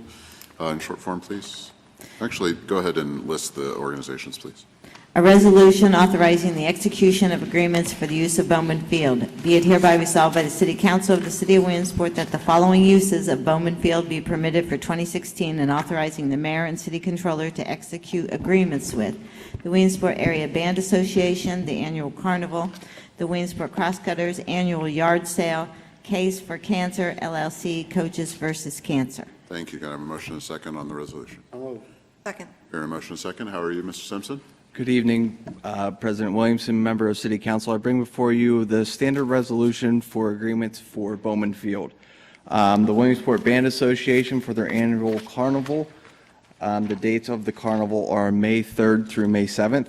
The Williamsport Crosscutters with their annual yard sale, May 21st with a rain date of May 22nd, September 17th with a rain date of September 18th. And the Case for Cancer LLC Coaches vs. Cancer baseball game, June 4th with a rain date of June 5th. If you recall at last council meeting, we did approve the American Cancer Society Coaches vs. Cancer baseball game for the same dates. This is just a name change. Once the contract was sent out to the American Cancer Society, they did notify me that they are no longer part of this, and then I contacted the organization who is running this, and now the name change is the Case for Cancer. So therefore, I felt that we needed to bring it back to council for reapproval. Comments or questions from members of council? Or is this reviewed by finance? Yeah, Ms. Mealy. Finance reviewed everything else, I swear. Trying to be more cautious. Yeah, Finance reviewed this and sent it to the full body of council with a positive recommendation. We did, as long as we were at it, Mr. Simpson was kind enough to provide us with a list of all the booking dates for Bowman Field moving forward. There are a handful of dates that are, so to speak, double booked. The parking lot will be booked for the band association. The interior is booked for another organization. But Mr. Simpson said he is already is working to resolve and believes he has already resolved the sort of conflict issue there with the parking lot and the interior being used simultaneously. So that said, positive recommendation. Thank you. Other comments or questions, members of council? Just based on what you just said about the name change of the organization, obviously the people organizing the event should be aware of it because it's in the contract in terms of the liability coverage requirement. But because it sounds like it's a smaller organization who's ultimately responsible versus a larger organization in the past, let's maybe a good idea to double check and make sure we get that certificate on file. I did get an sooner. updated copy Good. of their insurance already. Because, That was my first question. we think alike then. Yes, we do. Thank you very much. Hearing no other comments or questions, Ms. Frank on the resolution, please. Ms. Mealy? Yes. Mr. Noviello? Yes. Mr. Smith? Yes. Mrs. Katz? Yes. Mr. Henderson? Yes. Mr. Allison? Yes. Dr. Williamson? Yes, and that resolution is approved. Next item on the agenda is a resolution accepting proposal for demolition of the pools. Ms. Frank, please. A resolution accepting a proposal for demolition of East End Pool and Showers Pool. Be it hereby resolved by the City Council of the City of Williamsport that the proposal attached hereto and between the City of Williamsport and R.L. Steinbacher is hereby approved, and the appropriate city officials are hereby authorized to execute the demolition. Thank you. I have a motion and a second on the resolution. Second. The motion and a second. Mr. Simpson? Good evening. I bring before you a resolution to accept the proposal from R.L. Steinbacher in the amount of $14,250 for the demolition of the East End Pool Complex and the Showers Pool Complex. This bid does include breaking up of the pool floor, smashing the concrete around the existing pool, putting that concrete inside the pool, removal of the fence, removal of the pool walls 2 feet down from the surface level, using the existing ground to cover and fill in and seed and straw over the existing areas. It was brought up in the proposals during Public Works that the removal of the fence was not in either bid. I have talked to Mr. Steinbacher, and he did indicate that the removal of the fence is in the proposed bid, and he is willing to make that correction. He was out of town and was unable to get that updated for this meeting, but he said that he had no problem updating that. And also, in one bid, he had the removal of the pool walls 2 feet down, and in the other bid, it did not, but it does coincide in both, and he was willing to update that as well. The funding for this project will be taking from the facilities maintenance account out of the streets and parks budget. I will entertain any questions at this time. Thank you, and I believe this was reviewed by Finance and Public Works as well? Correct. Mr. Smith from Public Works, please. We reviewed this proposal for demolition again at our meeting on Tuesday. This seems to be a project that has been discussed previously, and it was also brought to the attention of public safety recently that it was becoming a serious liability hazard. So last week, one of my employees and myself went out and actually walked the entire perimeter of that area. I also took pictures of the area where the fence is being lifted up, the earth being removed, and people going in underneath the fence. We have been told by eyewitnesses that live on Brandon Place of watching the children go under the fence and take bicycles and go in the pool and also around the wading pool with bikes. And we found this to be an extremely dangerous hazard. Based on the fact that this is an ongoing situation, and with the safety of looking at the pool and the showers pool, the concrete is starting to buckle on the walls, and we also discussed at Public Works that just out of curiosity what it would cost to repair it, and the repair costs were absolutely way out of limit. We also had, council had decided previously that there was going to be one pool, and I don't want to get into that dissertation at this point. That's where the dollars were to be placed in one pool, and this is the resolution for demolition. We did look at this, and there were a couple comments. As Mr. Simpson has pointed out, there was a difference between what was asked for and what the actual quotation indicated, and as Mr. Simpson alluded to, those things are going to be put in, initialed and signed, and he will also give us a certificate of insurance on this, because to my knowledge, since I've been on council, we've not worked with, there are two Steinbacher firms. There's an R.L. Steinbacher and a Steinbacher Enterprises. And this is one of the other, this is the other firm. So based on that and the quotation, we felt it was probably in the best interest. And the thing of it is, you know, people said, well, now this is going to, demolition, this is going to create a situation where we can't do anything with it. But the point of it is, it doesn't matter in the future what's to be done with it.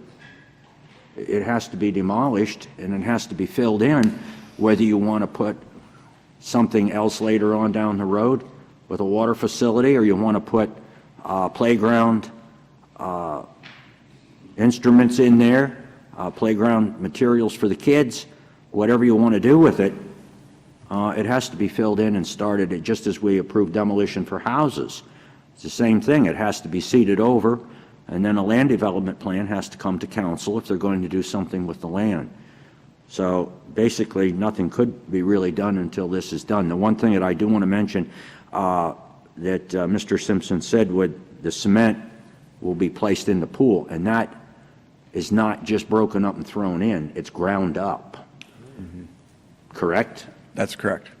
So if it was just thrown in there, we could have settlement and other issues. So this is going to be ground up and placed in there. And one of the things we did ask is whether it's going to be done in such a way that we don't have settlement, because we were concerned about it settling.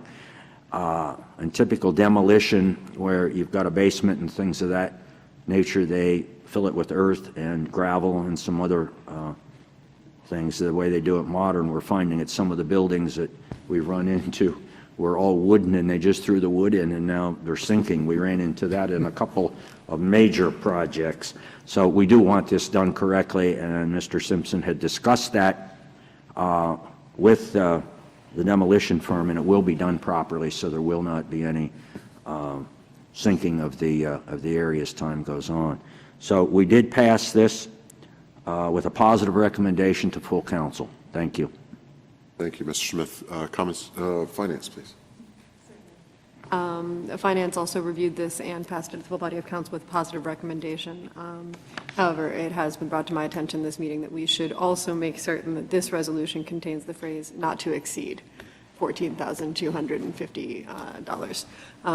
Consequently, if I can quickly make a motion to amend the resolution so that the only paragraph concludes with the phrase "in the amount not to exceed $14,250. I hear a motion. Do I have a second? Second that. With a motion and a second, any comments or questions on the amendment? Oh, no, not that amendment. Mrs. Frank on the amendment, please. Ms. Mealy? Yes. Mr. Noviello? Yes. Mr. Smith? Yes. Mrs. Katz? Yes. Mr. Henderson? Yes. Mr. Allison? Yes. Dr. Williamson? Yes, and the resolution is amended. Back to Finance. With the exception of that, Finance did clarify just a couple of, I guess, questions that might be lingering in the minds of some members of the public about this particular contract. My understanding is that as long as the amount is under $18,000, we do not need to seek 3 individual bids. Correct. However, just in case, Recreation did seek three bids. We did have one bidder who did not submit a bid, but we had 2 bids, and obviously Steinbacher was by far, I believe, was about a third of the other bid. The other bid was $36,000. Exactly. So clearly, we have chosen the responsible low bidder out of the 3 bids that we received, and we would not have necessarily needed to have 3 bids in the first place. So just to clarify that all that paperwork is done and up to speed. The only other elements included in Finance's discussion were estimates from the pool study that we conducted in 2010 relating to cost of reopening the pool as is, building a splash pad, et cetera, et cetera. All of those numbers hover in the $700,000 to $800,000 range, just to give us a sense of the difference between the cost of demolition and the cost of rebuilding. And so with that said, Finance seconded Mr. Smith's opinion that demolition is a necessary first step to whatever the future path of of the 2 pool spaces at Shaw Place and Brandon Park will be, and we forwarded this to the full body of council with a positive recommendation. Thank you. Other comments or questions from members of council? Mrs. Katz. Tuesday was a marathon day for me because I was on both Finance and Public Works. So I've reviewed this in 2 different committees. One of the things that I really want the public to be aware of is that this is going to be pad ready, and I think that's the way we can say pad ready. If we want to put a splash pool, park, whatever in there, all the plumbing will be in there. Even though the plumbing is aged and would probably have to be replaced, it's still going to be there. It's not being pulled out because there's a lot of questions by some people in the public that there's not going to be a water feature there. Well, right now, of course there isn't, because we can't afford a water feature. But it will be if we get funding. If somebody would like to donate several $100,000 to this, we can gladly put in a water feature.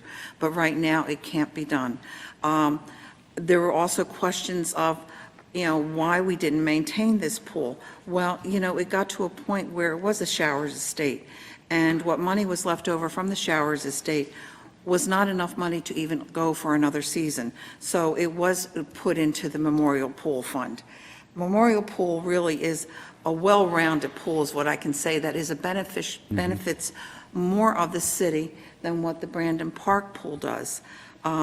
Memorial Pool, you can have your swim teams, you can have so many other activities with Memorial Pool, and therefore we had to make a choice.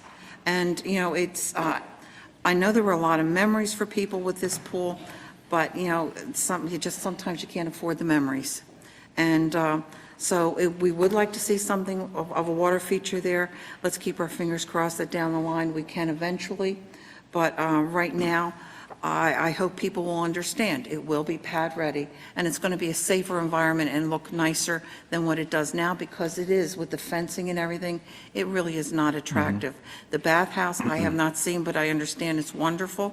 The city did a wonderful job restoring and making it really nice, so that's still there. So I think this is going to be really looking good when it's finally done. And I did meet with the contractor who is working on our memorial pool project. I did take him out and look at this location.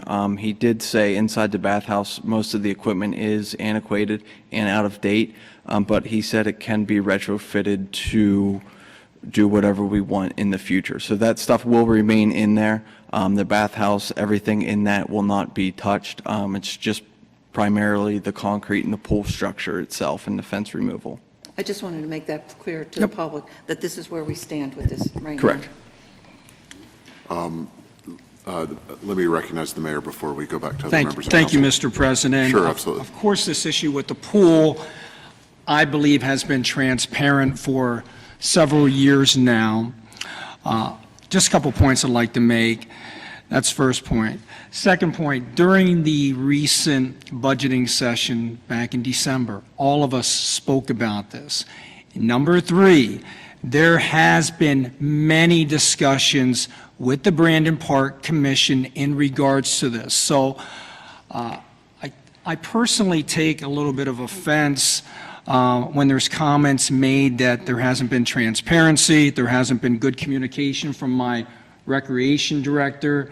And I believe in regards to good, positive city government, the taxpayers out there should know this stuff. So I requested Mr. Simpson to look through the minutes to prove that there was transparency throughout this process. And at this point, I'd like you to state the date, etc., that this was discussed, and it was actually a vote taken from the Brandon Park Commission that many of you may not know about, but there was a vote stating, yes, go ahead and fill in that pool. And the vote was actually 3-1. And that's all I'm going to say right now, but I want to yield to my recreation director because he's been criticized throughout this process. What the mayor is referring to is, this has been brought up several times in previous meetings. The first one I want to go back to was April 15th, 2014. It was brought up during a public meeting. Oh, hold on, I'm missing a page here.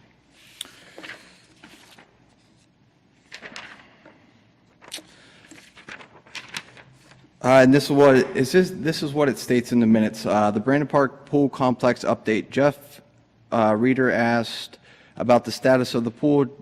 Justin indicated that he contacted the foundation whether the remaining funds could be used for the demolition. They did indicate a letter needed to be drafted to be presented to the courts for approval. Justin will check with Wade Associates and the engineering firm for Memorial Pool for a demolition process and a cost estimate. Bill Wright suggested that once this information is obtained, a letter be drafted to the foundation for approval.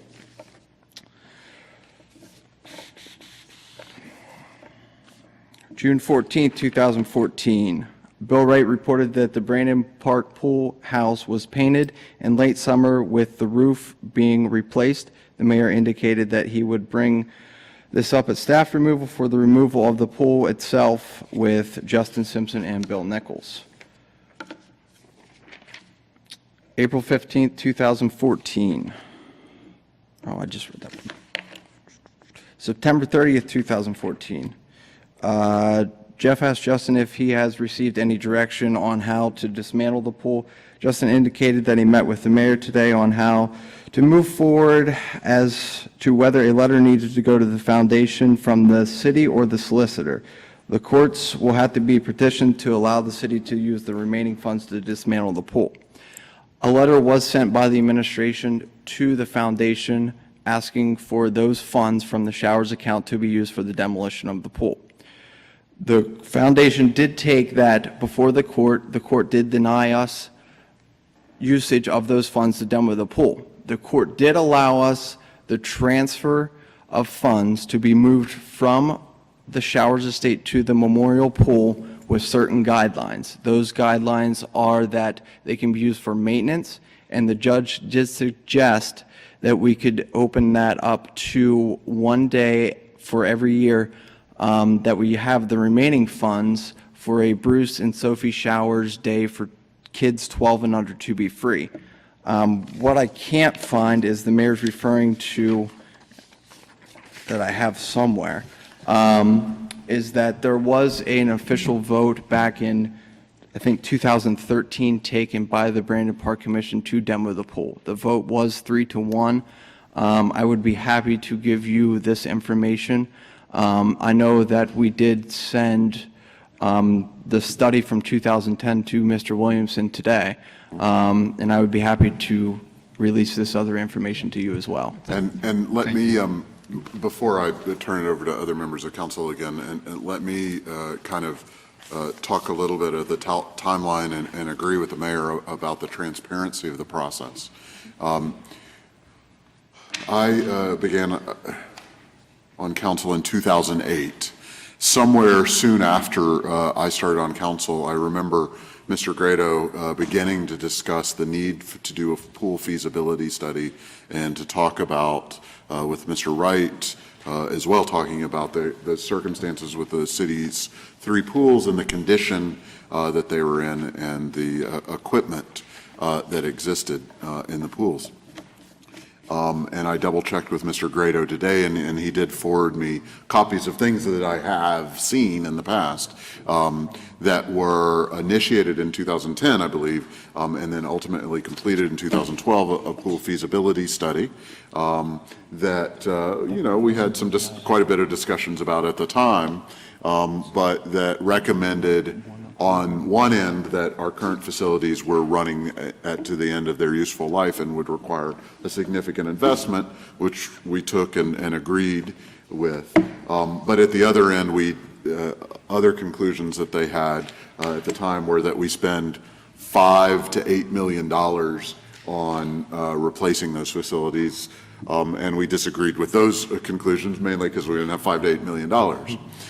We then spent the next couple of years doing a couple of things. I think Mr. Grado and other members of the administration worked on identifying financing to do what we were able to do, including state grant funds, CDBG funds, and other funds. I can remember having conversations with Mr. Simpson. All of this, by the way, is in public meetings, and we can extend that to either committee minutes of council or council meeting minutes, where we talked about the need to get the public engaged in fundraising and ownership of the various pools.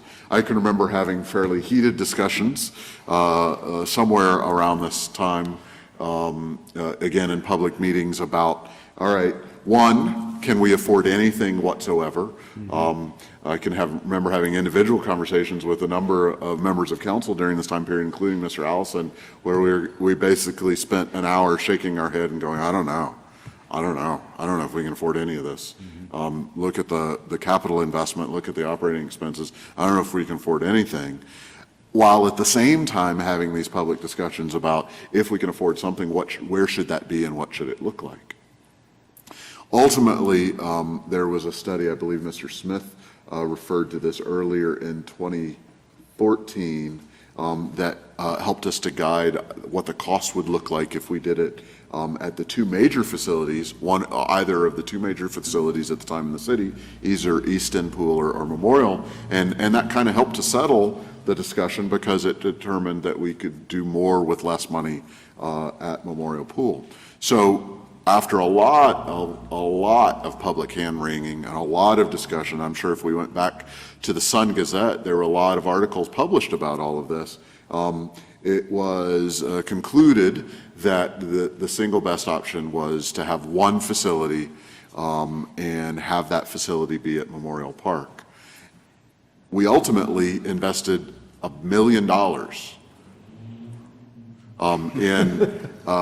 in the Memorial Park pool, while still very much worrying about whether or not we could afford it, even with the grant funding that we had secured, and whether we could afford the operation and maintenance in an ongoing fashion. But the decision was made then in 2014, very publicly with much discussion, including what Mr. Simpson just outlined, that we could only afford one, and only barely. And so then, clearly the administration, along with Brandon Park Commission, was discussing the decommissioning of the other facilities. I know council in various venues, including public safety and public works, including, I brought it up several times as recently as the last budget season in public meetings. We must demolish them and decommission and demolish because kids' lives and safety are at risk. Mm-hmm. You know, the direct communication between the city government and the commissions usually happens through the administration in various forms, either the mayor or his staff. We've had evidence that occurred. The sort of indirect communication to the public at large happens often through council meetings, via articles in the newspaper. That has occurred, although I haven't gone back myself to the archives. I know that in the minutes we will see that happening. To me, it's a textbook example of transparency in government. It needs to happen to protect the lives of children. Whether something different happens in the future in terms of water facilities, maybe, as Mrs. Katz says, maybe. I happen to think it is unlikely, because I happen to think that our financial circumstances that we face in the city, with all of the challenges that we face in terms of the operating budget of the city, the general fund budget that is paid for largely by the property taxpayers of the city of Williamsport, will not get easier, it will not get better in the coming years. Will we be able to not just maintain the operating, the very nice features of the city, but we'll be able to add new ones that require operating expenses? Everything that we've approved tonight will not require operating expenses. A water facility will. And earlier I brought up the engineering cost at Waste Garden. Some people have suggested to me, I haven't talked to the person that they indicate as the source, that it would cost very little to put this in. It costs us $24,000 to engineer landscaping, paving, and some electric conduit. It'll cost us $220,000, I think, if I remember the math, to install all of that stuff. A water facility there won't be cheap. And then the operating costs, the staffing costs, et cetera, will be an ongoing expense on a tight operating budget. I think, to me, the choice has been clear from the very beginning. We need to do this to protect children. But I also have concerns about some of the things that have been said, and I knew before tonight that council had done a very transparent job in talking about this issue across the city, including the Brandon Park pool, and from the evidence that Mr. Simpson provided and the mayor asked him to put together, I'm confident, based on the information tonight, that Brandon Park Commission played a role in thinking that through. So that's a lot to say, but I think it was important to say. I want to go back then to other members of council and give them an opportunity to speak. Mr. Novio. Just a couple quick points. First off, I would think that transparency requires looking. One must look to determine whether something is transparent or not, rather than accuse that it's not transparent. Secondly, and Mr. Justin can verify if I'm correct in this, you brought this transfer of the funds to Memorial Park before those who represent the Showers estate? What's that? You brought the transfer concept before those who represent the Showers estate? That was determined by the courts. We sent the letter to the foundation, and then they moved forward with that letter. Once they went to the courts, they decided where the funds went. So after that, I guess what I'm asking is, did you get any indication that those who represent the Showers estate were upset with that transfer? No, I didn't. I did have one relative, living relative, actually stop in my office, and he was concerned what we were doing with the plaque, and once I told him it would be moved to Memorial Pool and still displayed and what we were planning on doing, he was okay with everything. Okay, so the family recognition is still viable then? Yeah, we plan on having the plaque displayed up there, and also doing the Bruce and Sophie Showers Day as well this year. One thing I did want to point out, that through this whole process, it did take almost a year and a half from the time we did submit the letter until we did get the approval of where the funds would go. We submitted a letter to the foundation sometime in the summer of 2014. And then we did not get a letter confirming where the funds would be placed from the foundation until November 11, 2015. So there's a big time lapse in there of, we did start the process, and now, once we had everything in place, now we can move forward with what we're planning on doing. Appreciate it. And if I might ask Mr. Siddle just a quick reference here. I don't recall the amount of time that the Recreation Department was outside the City Hall itself. During that course of time, was city maintenance crews responsible for maintaining the pools? They've maintained the pools for many years. I mean, even though the Recreation Commission was outside City Hall? Oh, yeah, we still participate. Okay. And we spent a lot of time, and a lot of effort, and a lot of money maintaining those pools, is that correct? Yes. Yeah. Sadly, in many respects, to no real avail. And I think the value that we find at Memorial Pool is brought to bear in part by the fact that we were able to salvage a fair amount of material and cost savings by utilizing materials that came from the East End Pool. Mm-hmm. If I recall correctly, I think Mr. Wright mentioned at one point in time that the lip that services the top of the pool, by removing that and using it at Memorial Pool, saved us nearly $300,000. Pretty substantial savings in a situation where we were trying to salvage something that the city wants, and yet at the same time take care of things that became a hazard. So I think, again, as has been noted here, I can't imagine anything much more transparent than what we've witnessed here in the last several years. And there's been a lot of due diligence involved with all the committees that were represented in this process. And I also take just a bit of offense in the fact that we weren't given the courtesy of having that recognized in the past. So I appreciate the time now. Thank you, Mr. President. Absolutely. One other thing I wanted to note to reinforce what Mr. Simpson said about the process. The Showers funding, once we received approval, which I believe happened around budget time. Correct. Last year, one of the things that we had a very long and important discussion about was exactly what we could use that as a foundation for that would help to ensure their legacy and ensure that the Memorial Pool had funding it needed for capital maintenance over the long term, and we weren't scrambling when something expensive broke. We didn't just put that into the operating budget to be spent in year one. Correct. We established a capital maintenance budget, I forget its exact name, but something that we're not spending this year. And not only did we put the Showers money into that budget, we added additional funds to that money so that that estate actually, maybe for the first time in a long time, grew in terms of its impact, because someday a pump will break or some feature of that, and we'll have money on hand to make sure that that's maintained.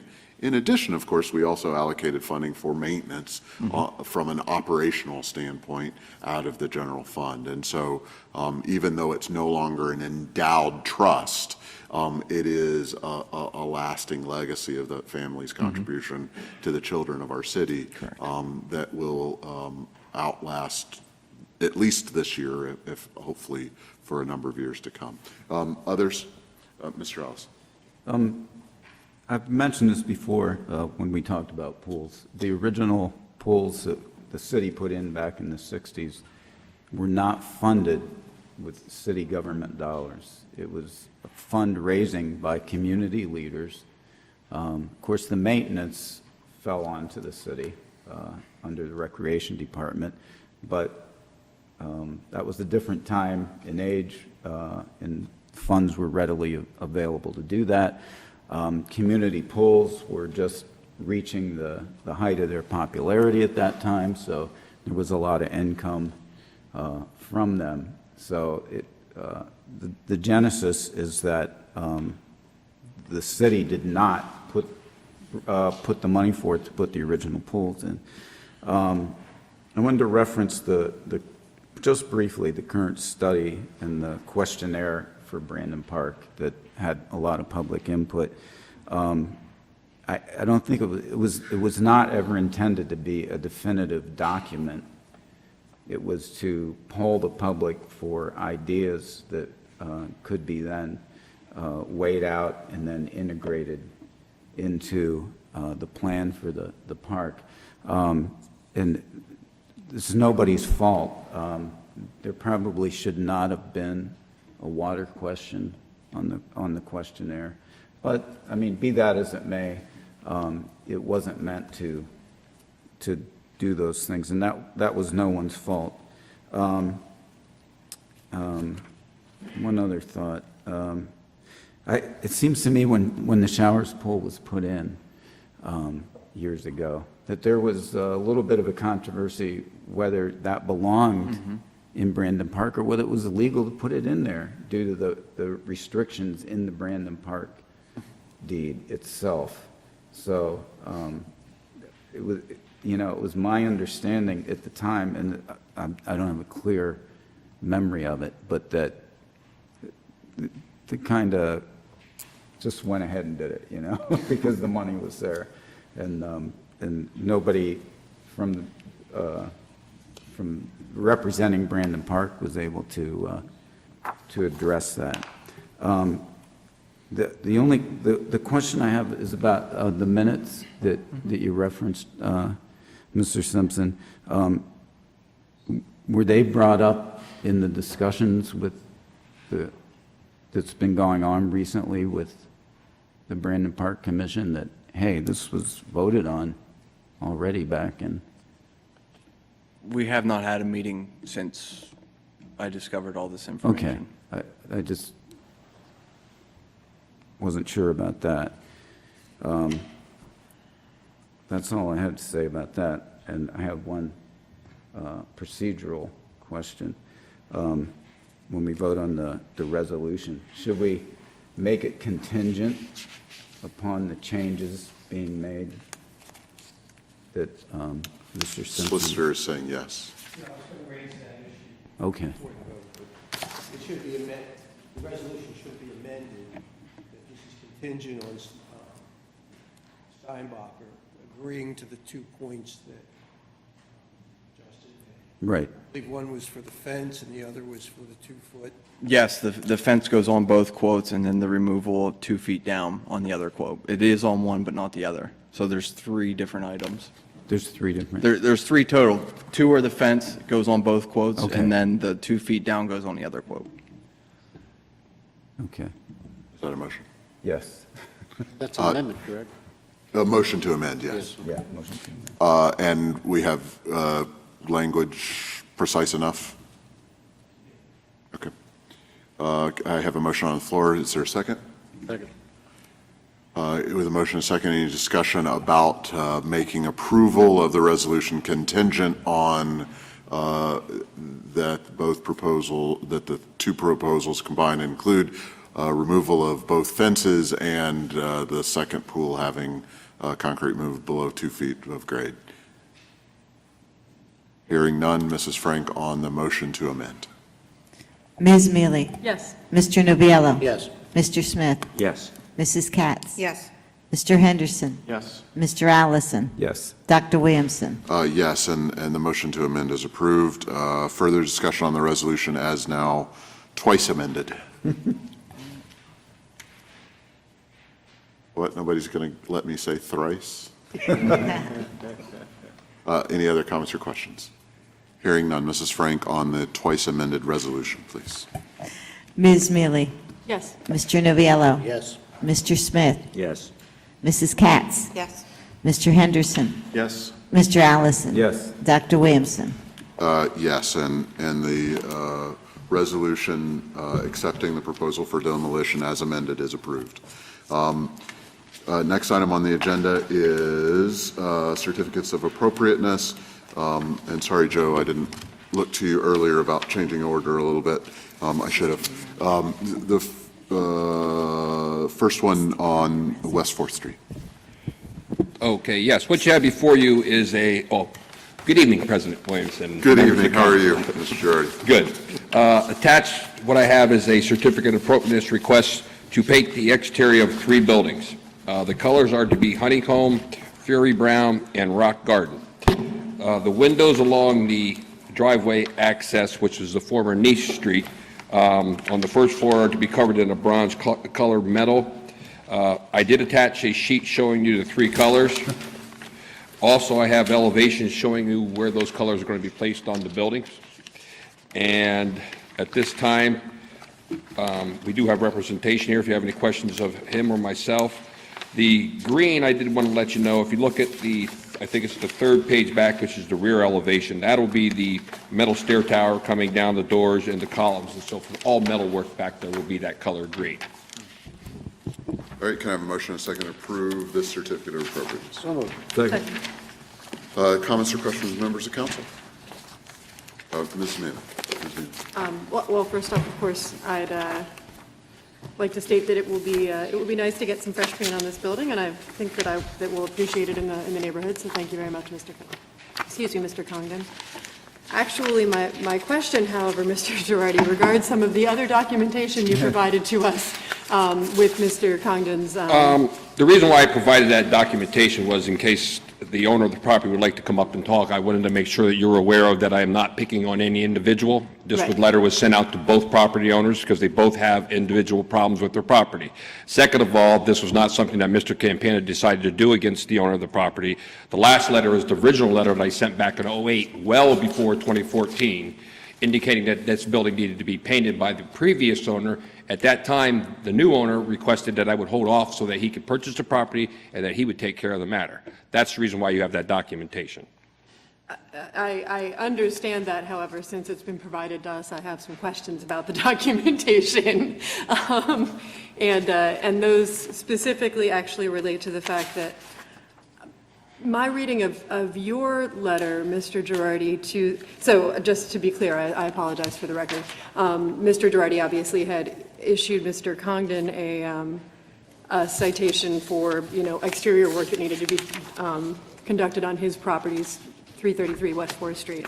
But accompanying his citation, we also have a copy of a citation for the Liberty Arena project, Mr. Klingerman, related to additional work that needs to be done on that property, which is perhaps almost certainly in greater need of work than Mr. Congdon's properties. And we have a copy of their response letter detailing why they will not be doing the work anytime soon. And the response letter, Mr. Girardi, you reference the building, the former bowling alley, I believe, that was raised along West 4th Street, and that needs to be turned into a parking lot per the drawings that they submitted to us for their certificate of appropriateness, and also a heating unit or some sort of HVAC unit that was constructed on the side of the building facing 4th Street that needs to be screened as well. And let me see here, Mr. Demshock replied from Liberty Arena to say that they could not do the work because they had not yet raised the Discovery Building. However, my understanding when we conducted all of the agreements with, and including all of the renderings that we saw of the project, the certificate of appropriateness, everything we voted on related to Mr. Klingerman's project, that building is due to stand. That's correct. And consequently should not in any way, shape, or form prevent them from doing work to create a parking lot and screen an HVAC unit. Because in fact, right now, the way in which the lack of parking lot is constructed is only serving to increase the deterioration to the structure on the corner. So I don't know if you could help me understand that. I'm assuming that we're following up with a citation to force them to do the work on the property, because obviously that building can't be demolished, so. Correct. What I did was to send them out a violation notice concerning the exterior appearance of the wall, the parking lot that's not in place, Right. the actual mechanical unit that was installed that was not approved on the certificate of appropriateness. Their response back, when the demolition of the building occurred, the contractor who demolished the back portion of it did some structural damage to the main building that is standing there. They're in litigation with the contractor and the owner over who's paying for any renovation cost. If it is determined that the engineer feels the building is well past that point where it's coming down, it needs to be torn down, then Mr. Klingerman would have to come back into you for a approval of that demolition of that building. I guess my concern is that my understanding is due to the way that obviously we gave Mr. Klingerman funding for the Liberty Arena, all of that was on the understanding that he would maintain that structure. My fear is that the current situation with that structure is only serving to add to the deterioration of the structure. That Mr. Klingerman has not in any way, shape, or form stabilized the building as we would have expected him to, given that he had told us that he was retaining the structure. And so I guess I would say that it, in terms of, not that I don't, I think that you've begun the job very well, Mr. Doherty. I'm not criticizing by any means your actions thus far, but it would seem like the appropriate response perhaps moving forward would be that we do still require him to meet the rest of these standards while they are waiting to discover exactly how they're going to remodel the building and reconstruct it. Because the building right now is really only deteriorating further, and he is expected to maintain it. So I would defer to your expertise as a, as a codes official to let me know exactly how you would proceed with that. But I personally, well, as a council person, I would not regard this as an adequate response to a letter of that nature. Right. Of that nature. Okay. I don't know. Can we issue a follow-up? Can we begin to Sure. levy fines? Sure. Things like that? Okay.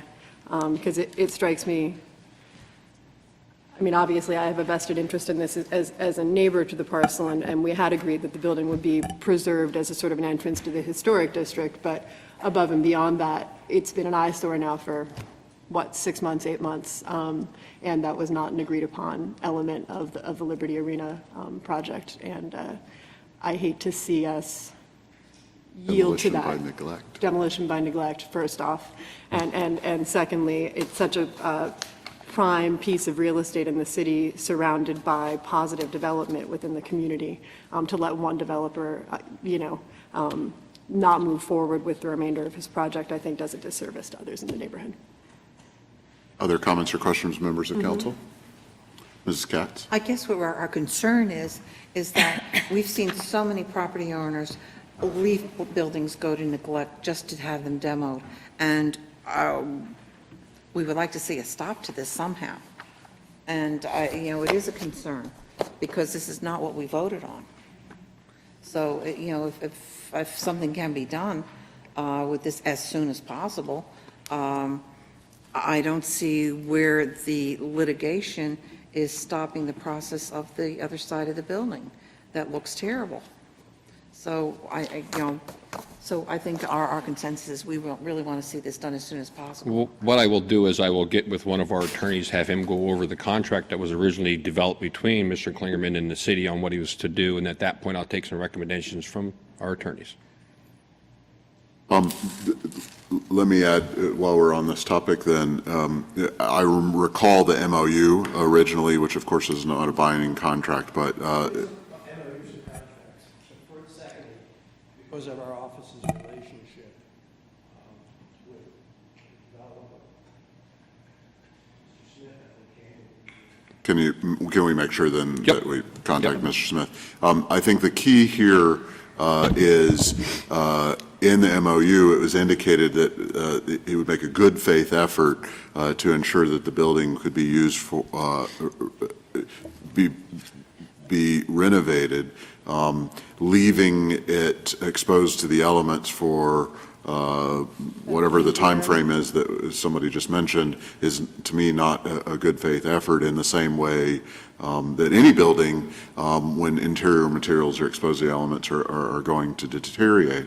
And I believe very strongly that council may have made different decisions about the allocation of public money into his privately owned project, had we been led to believe that it would result in the demolition of a building that had been in existence on that site since the 1920s, and representative of an organization that had been in existence at least since the 1890s, based on some other completely separate reading that I had done, and probably Lawton before then.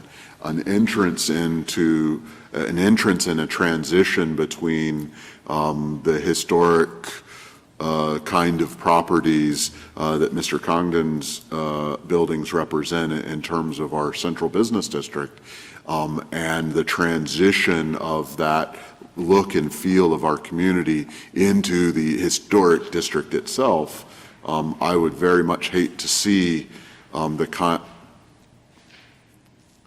a modern building being constructed on that corner to replace what is a very attractive and structurally sound building, absent whatever was caused by the litigation that resulted in the litigation between two entities, of which the city is not at all a part. So I back up what was said by Ms. Mealy and Mrs. Katz, that we want to see, I think, really aggressive action on that, so that no one can come back to us with an engineering report and said, oh, well, you know, there's been a whole lot of water here that's led to deterioration of this side of the building. It's about to fall down. It's public safety. We have to demolish. It wasn't that way a year ago. And somebody needs to fix it before it costs a lot more for them to fix. So thank you for taking an initiative on that. And I know, by the way, while I would like to applaud the choice of the paint colors and the improvement to the buildings that we have on the facility, and I'm sorry that we're not talking about the investment and contribution that Mr. Congdon's putting into his building as a part of this overall project. It will add to the look and feel of that particular area. Can I speak? Yes. In reference to the situation in regard to the buildings in 2008, when he sent a letter of notification to the Wong family, which at that time owned it, the laundry on 333, 341. Then at that time, prior to that, I had had a meeting in the mayor's office, and Lorena Benitez asked me to fix my building and put paint on the exterior of 333, of which I had at that time, did not own. When I began to negotiate after the hospital situation for the property from the Wongs, I purchased them. I did meet with Mr. Girardi in regards to that letter and said that I would begin my renovations. As Mr. Girardi can contest, I put 2 new roofs on, rubber roofs. I put new heating systems in the 341 building, and this was from September of the 9th until the March 9th, 2012, when a picture appeared in the front page of the Williamsport Sun-Gazette with Mr. Campana's Destination 2014, at which time my buildings did not exist in the rendition. So at that time, I went to Mr. Girardi and told him, okay, that I was spending my money. I only had the ability to spend my money once. So I was not going to jeopardize painting or doing any further exterior work. I put in energy-efficient windows in 341 and part of 333. I continue to operate the newsstand in 331. On the day that Mr. Yall came to give the RCAP money to this body of $3 million, that same day, one of Mr. Girardi's people came up and evidently cited me, okay, for the paint on the exterior of the building. I don't know any business person or construction person who's going to go out and put a fresh coat of paint on a building that's going to sit next to buildings that are going to be demolished. So I withdrew from doing any of the exterior work to the building.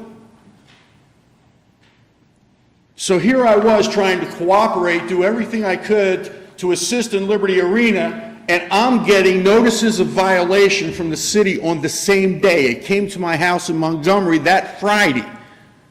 Nobody ever walked into my store to discuss it. Now, it's been my intent to do it. I saw Mr. Girardi out taking pictures of the building. I went out to ask him, at what point are we going to proceed with what's going on in the alley? Because they've changed and altered what was on the original land development plan. They moved the garage door from the front on an elevation of 529 when the street elevation's 524 back into the alley, okay, formerly Nice Street. They put a temporary pad up, backfilled with screenings, placed an 8-foot pad, put the heat rendition, recapture machine on an 8-foot slab. Everything is washing away from underneath that slab. My other question is, based on that being new construction, it's my belief that that building is ADA non-compliant. When you look at the Coles property, the doors that come out of the rear of Coles to 3rd Street have to be ramped with railings at the grade of 1 to 12. That rear door in the northwest corner goes out between 2 buildings, drops 3 steps to another door, which opens into the pathway of that door for an exit, down steps, no ramp. The 2 ramps that are in it come out to the Hepburn Street parking lot and to Elmira Street at a grade that's 5 foot below. If you want to go from the subjective arena for the turf into the basketball court, it's nothing but steps. So if you're in a wheelchair, how do you get in? You have to leave the building, travel south through what was the alley to 3rd Street, come around 3rd Street to a double set of doors, and go in. It is the only door that is at grade level. So if somebody's in there at an event and the heat exchanger on 3rd Street goes kapoof, there is no exit or ramps off of that building. So I don't know how they even got compliance for ADA. So my intent was to paint the building, but I didn't want possible demolition or construction of a parking lot while I'm painting the building. Now, the other thing is, I don't agree with the certificate of appropriateness. They're my buildings. If I wanted to paint them like a zebra, I think I should be able to, because if I needed to be a zebra to make money, to hire people and do things, that's what we need. I think we've become far too restrictive. Now, the colors I picked were the colors of my building. And I'm just going to wrap it around. They're starting Saturday because I'm fed up with the city and what they've done. I don't know. I asked Joe to tell me, is it ADA compliant? They put a 12-inch block wall behind the rear of the old Y so that they could backfill. There was no footer dug. It was told to me it was a temporary situation. It still exists. Was there anything placed in the demolition contract by council that when they got it within 5 foot of the building to be saved, that it would go to hand demolition? I asked Mr. Girardi. I haven't got an answer. Now I'm going to do my thing, okay, and paint the building and meet the criteria of what's done. But I think this body better look at what's over there, because you talk about liabilities and everything that you have. You're not even ADA compatible on this building. You got 1 parking space for handicapped in the rear, and that's taken by an employee that works in the police department. I met the obligations that I needed to do to meet the ordinance. I don't think it's Joe's fault. I just think Joe's been put in a mess between a large-scale developer that spends a lot of money in this town and small-scale business people like myself. But I think council better go look, because I don't know who certified that building, but it's not compliant. Thanks. Thank you, Mr. Congdon. Other comments or questions, members of council? Mr. Noviello. Just quickly, I certainly want to see the integrity and character of the old YMCA building maintained, so salvaging that is, I think, is a priority here. Also, with respect to that issue itself, does that interfere with Mr. Congdon getting the work done that he's inclined to want to get accomplished? It probably would on his one side, maybe the back. And I think it behooves us to rectify the situation as quickly I've as discussed that possible. with him already. Thank you, Mr. Girardi. I think that's a good point, because the purpose of many of the things that you're responsible for in your office, of course, are including codes, compliance, including zoning, including things like certificates of appropriateness, are to protect the property values of the property surrounding. And if those are being diminished because people are not client, I'm absolutely inclined to agree with your comments on those things. And so if you need additional tools to protect people's property values, then that's our job to give you the tools you need for doing so. And that's why the regulations and restrictions must be in place, so people, the value of their homes and their businesses are maintained relative to the activities that on the property surrounding them.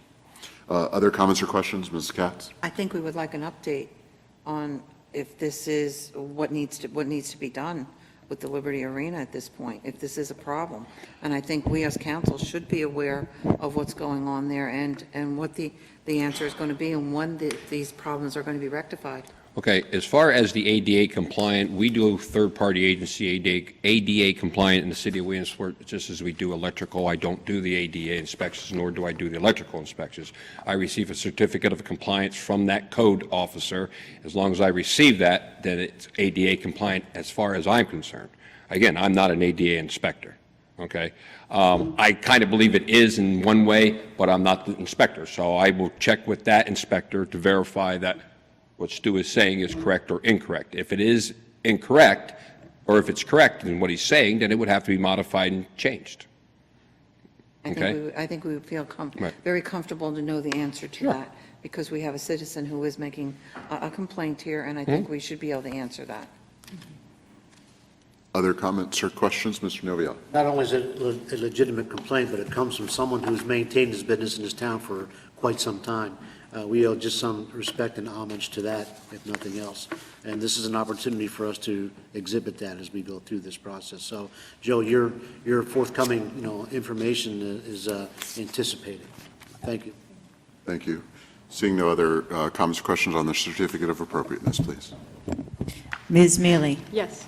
Mr. Noviello? Yes. Mr. Smith? Yes. Mrs. Katz? Yes. Mr. Henderson? Yes. Mr. Allison? Yes. Dr. Williamson? Yes, and that certificate is approved. Next item on the agenda is certificate of appropriateness for 350 Market Street. Mr. Girardi. Yes. What you have before you is a request for a certificate of appropriateness to remove the existing Scottish Rite signboard with a digital signboard. The new digital signboard will remain the same size, same outlook, same size and so forth. It'll be placed in the exact same location. The difference between the two signs is that one is internally illuminated with lettering placed on it, where the digital sign is something they can program and they can put it in, so they have different events during the week and so forth. And we do have a representative here if you have any questions of her. And thank you for your patience on all this. Motion and a second on their certificate. So moved. Second? Your motion and a second. Comments or questions? Ms. Katz? They've already started work on this. Yes, they took. It always amazes me. We get these things, and you already see the work, and okay, we better be seeing this, Right. So it has been, so I'm assuming this is going to be done rather soon, because they've been working on it for like a couple of weeks now.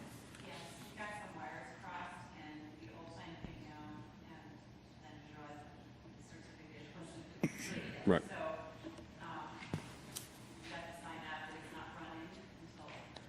Okay, thank you. Other comments or questions, Ms. Mealy? Just from the photo that I'm assuming is a real-time photo that actually already exists on the street, it looks as though the dimensions of the new sign really are absolutely precisely the same as the old sign, so there Yeah. won't be a gap or any awkwardness on the No, on it's the exactly the side. same size, same fit. That's everything. Thank you. Mr. Smith? One of the questions that I have in a comment is we see these signs being replaced. Typically, these are using LED lamps of very, very high intensity, to the point where they're almost distracting drivers. This is a very, very busy street. I know that we don't have currently any kind of an ordinance stating the number of lumens, it's X number of feet that these can put out. What if this were to go up and we find that we've got complaints about how bright these LEDs are from motorists, and perhaps we do some checking and we find it could be a hazard as far as traffic goes? What recourse do we have with these folks? Well, Any? I would say if it's a hazardous condition, okay, and it's life-threatening and so forth for the general public, then I think we have that ability to go in and have them somehow or another reduce the looms and so forth on those lights. What if they refuse and say we're not changing it? You deem it to be a hazard, I don't. Right, then that's why we go to court and have the magistrate settle it. And that's why we have an And attorney. maybe in the future, we're going to have to start looking, you know, with the entertainment ordinance, we have a decibel level that can be measured of the sound intensity from certain distances from some of these events that are going on. And maybe perhaps we ought to take a look at maybe some other cities and what they have done, because we're not the only one that's experiencing this. But I know there are signs, and I can tell you where they are, that are extremely bright when you're driving and could definitely distract and blind you to a certain degree. So I guess we're going to have to watch this and see what the intensity of this is. And I mean, we've got 4 lanes of traffic here, coming and going.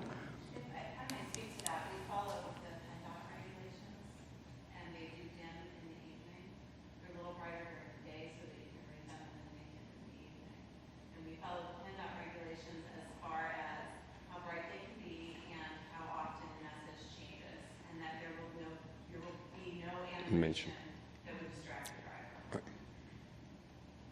So we are hearing that there are PennDOT regulations already out there.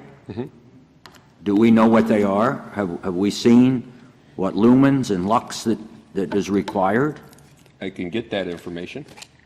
I think perhaps maybe we ought to have those figures and how it's determined from what distance and so forth for future signs, that because I think we're going to be seeing more and more of these type of signs going to be placed. And maybe that's something we should take a look at as to what PennDOT's regulations are. And obviously this is on a PennDOT street. However, we do have some of these that are on non-PennDOT streets where we would be involved. So maybe that's something we could find out what their regulations are and look at it in the Public Works Committee and maybe adopt something along those lines of what PennDOT is using. Okay. Okay, thank you. Yep. That's Thank you. all Any what other I comments have or on questions? that. Sure.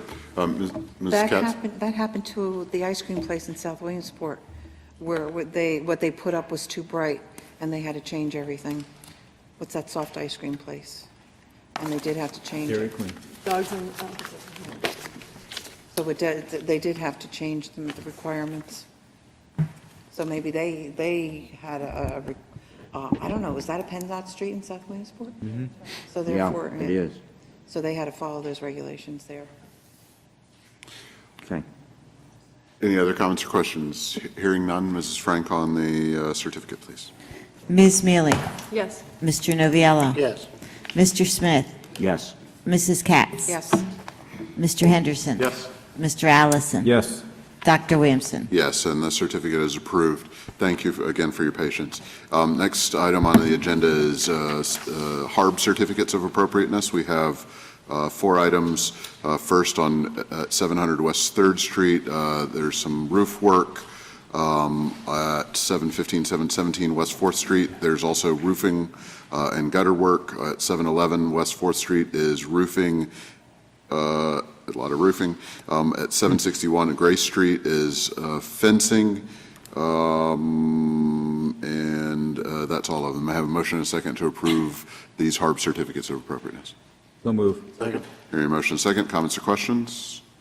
Hearing none, Mrs. Frank, please. Ms. Mealy? Yes. Mr. Noviello? Yes. Mr. Smith? Yes. Mrs. Katz? Yes. Mr. Henderson? Yes. Mr. Allison? Yes. Dr. Williamson? Yes, and those are approved. Next item on the agenda is, except for filing, we have public safety meeting minutes of January 20th, 2016, and February 2nd, 2016, Public Works minutes of February 2nd, 2016, Recreation Committee, Commission meeting minutes of March 28th, 2016, and HARB minutes, March 2015. May I have a motion and a second to approve these for filing? So move. Second? Hearing a motion and a second, comments or questions? My one comment would be, we file a lot of minutes. Most of the time, they never get looked at, but every once in a while, they make it, they are really important that we have them on file. Hearing no other comments, Mrs. Frank, on accepting these for filing? Ms. Mealy? Yes. Mr. Noviello? Yes. Mr. Smith? Yes. Mrs. Katz? Yes. Mr. Henderson? Yes.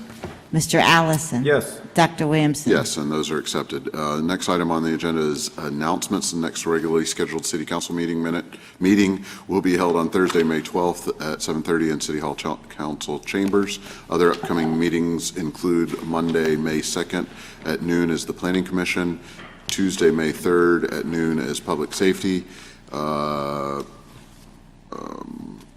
Monday, May 9th at 4 p.m. is Recreation Commission.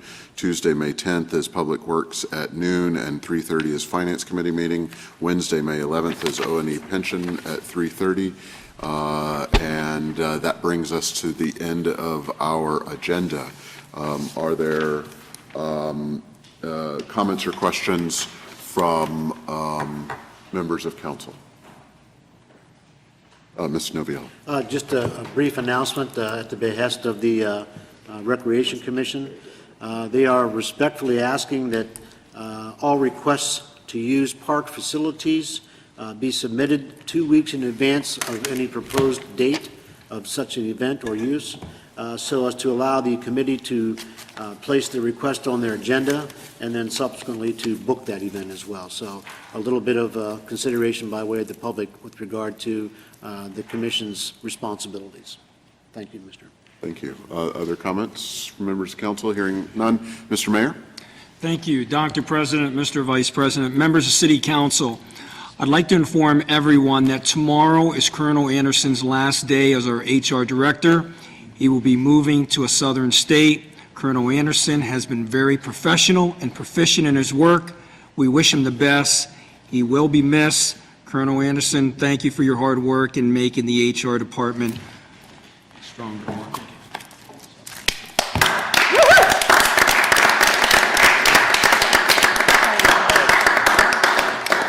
Mr. Nichols? Any other comments from administration? Mr. Nichols? Yes, I do have an announcement. It's something that I've been thinking about for some time. Everybody is faced with opportunities that come along during their career path and require, a serious look at these opportunities and whether, it's a good decision one way or the other. I've talked to many of my mentors, the mayor, John Grado, but after 5 minutes, I didn't get anywhere with John. But but anyway, it's been a privilege working for the city, and but again, this opportunity is something I need to pursue, and that is to announce that it's Liz Amelie's birthday, and I'd like everybody to sing happy birthday with me. You're a son of a... Happy birthday to you. Happy birthday to you. Happy birthday, dear Liz. Happy birthday to you. Yeah.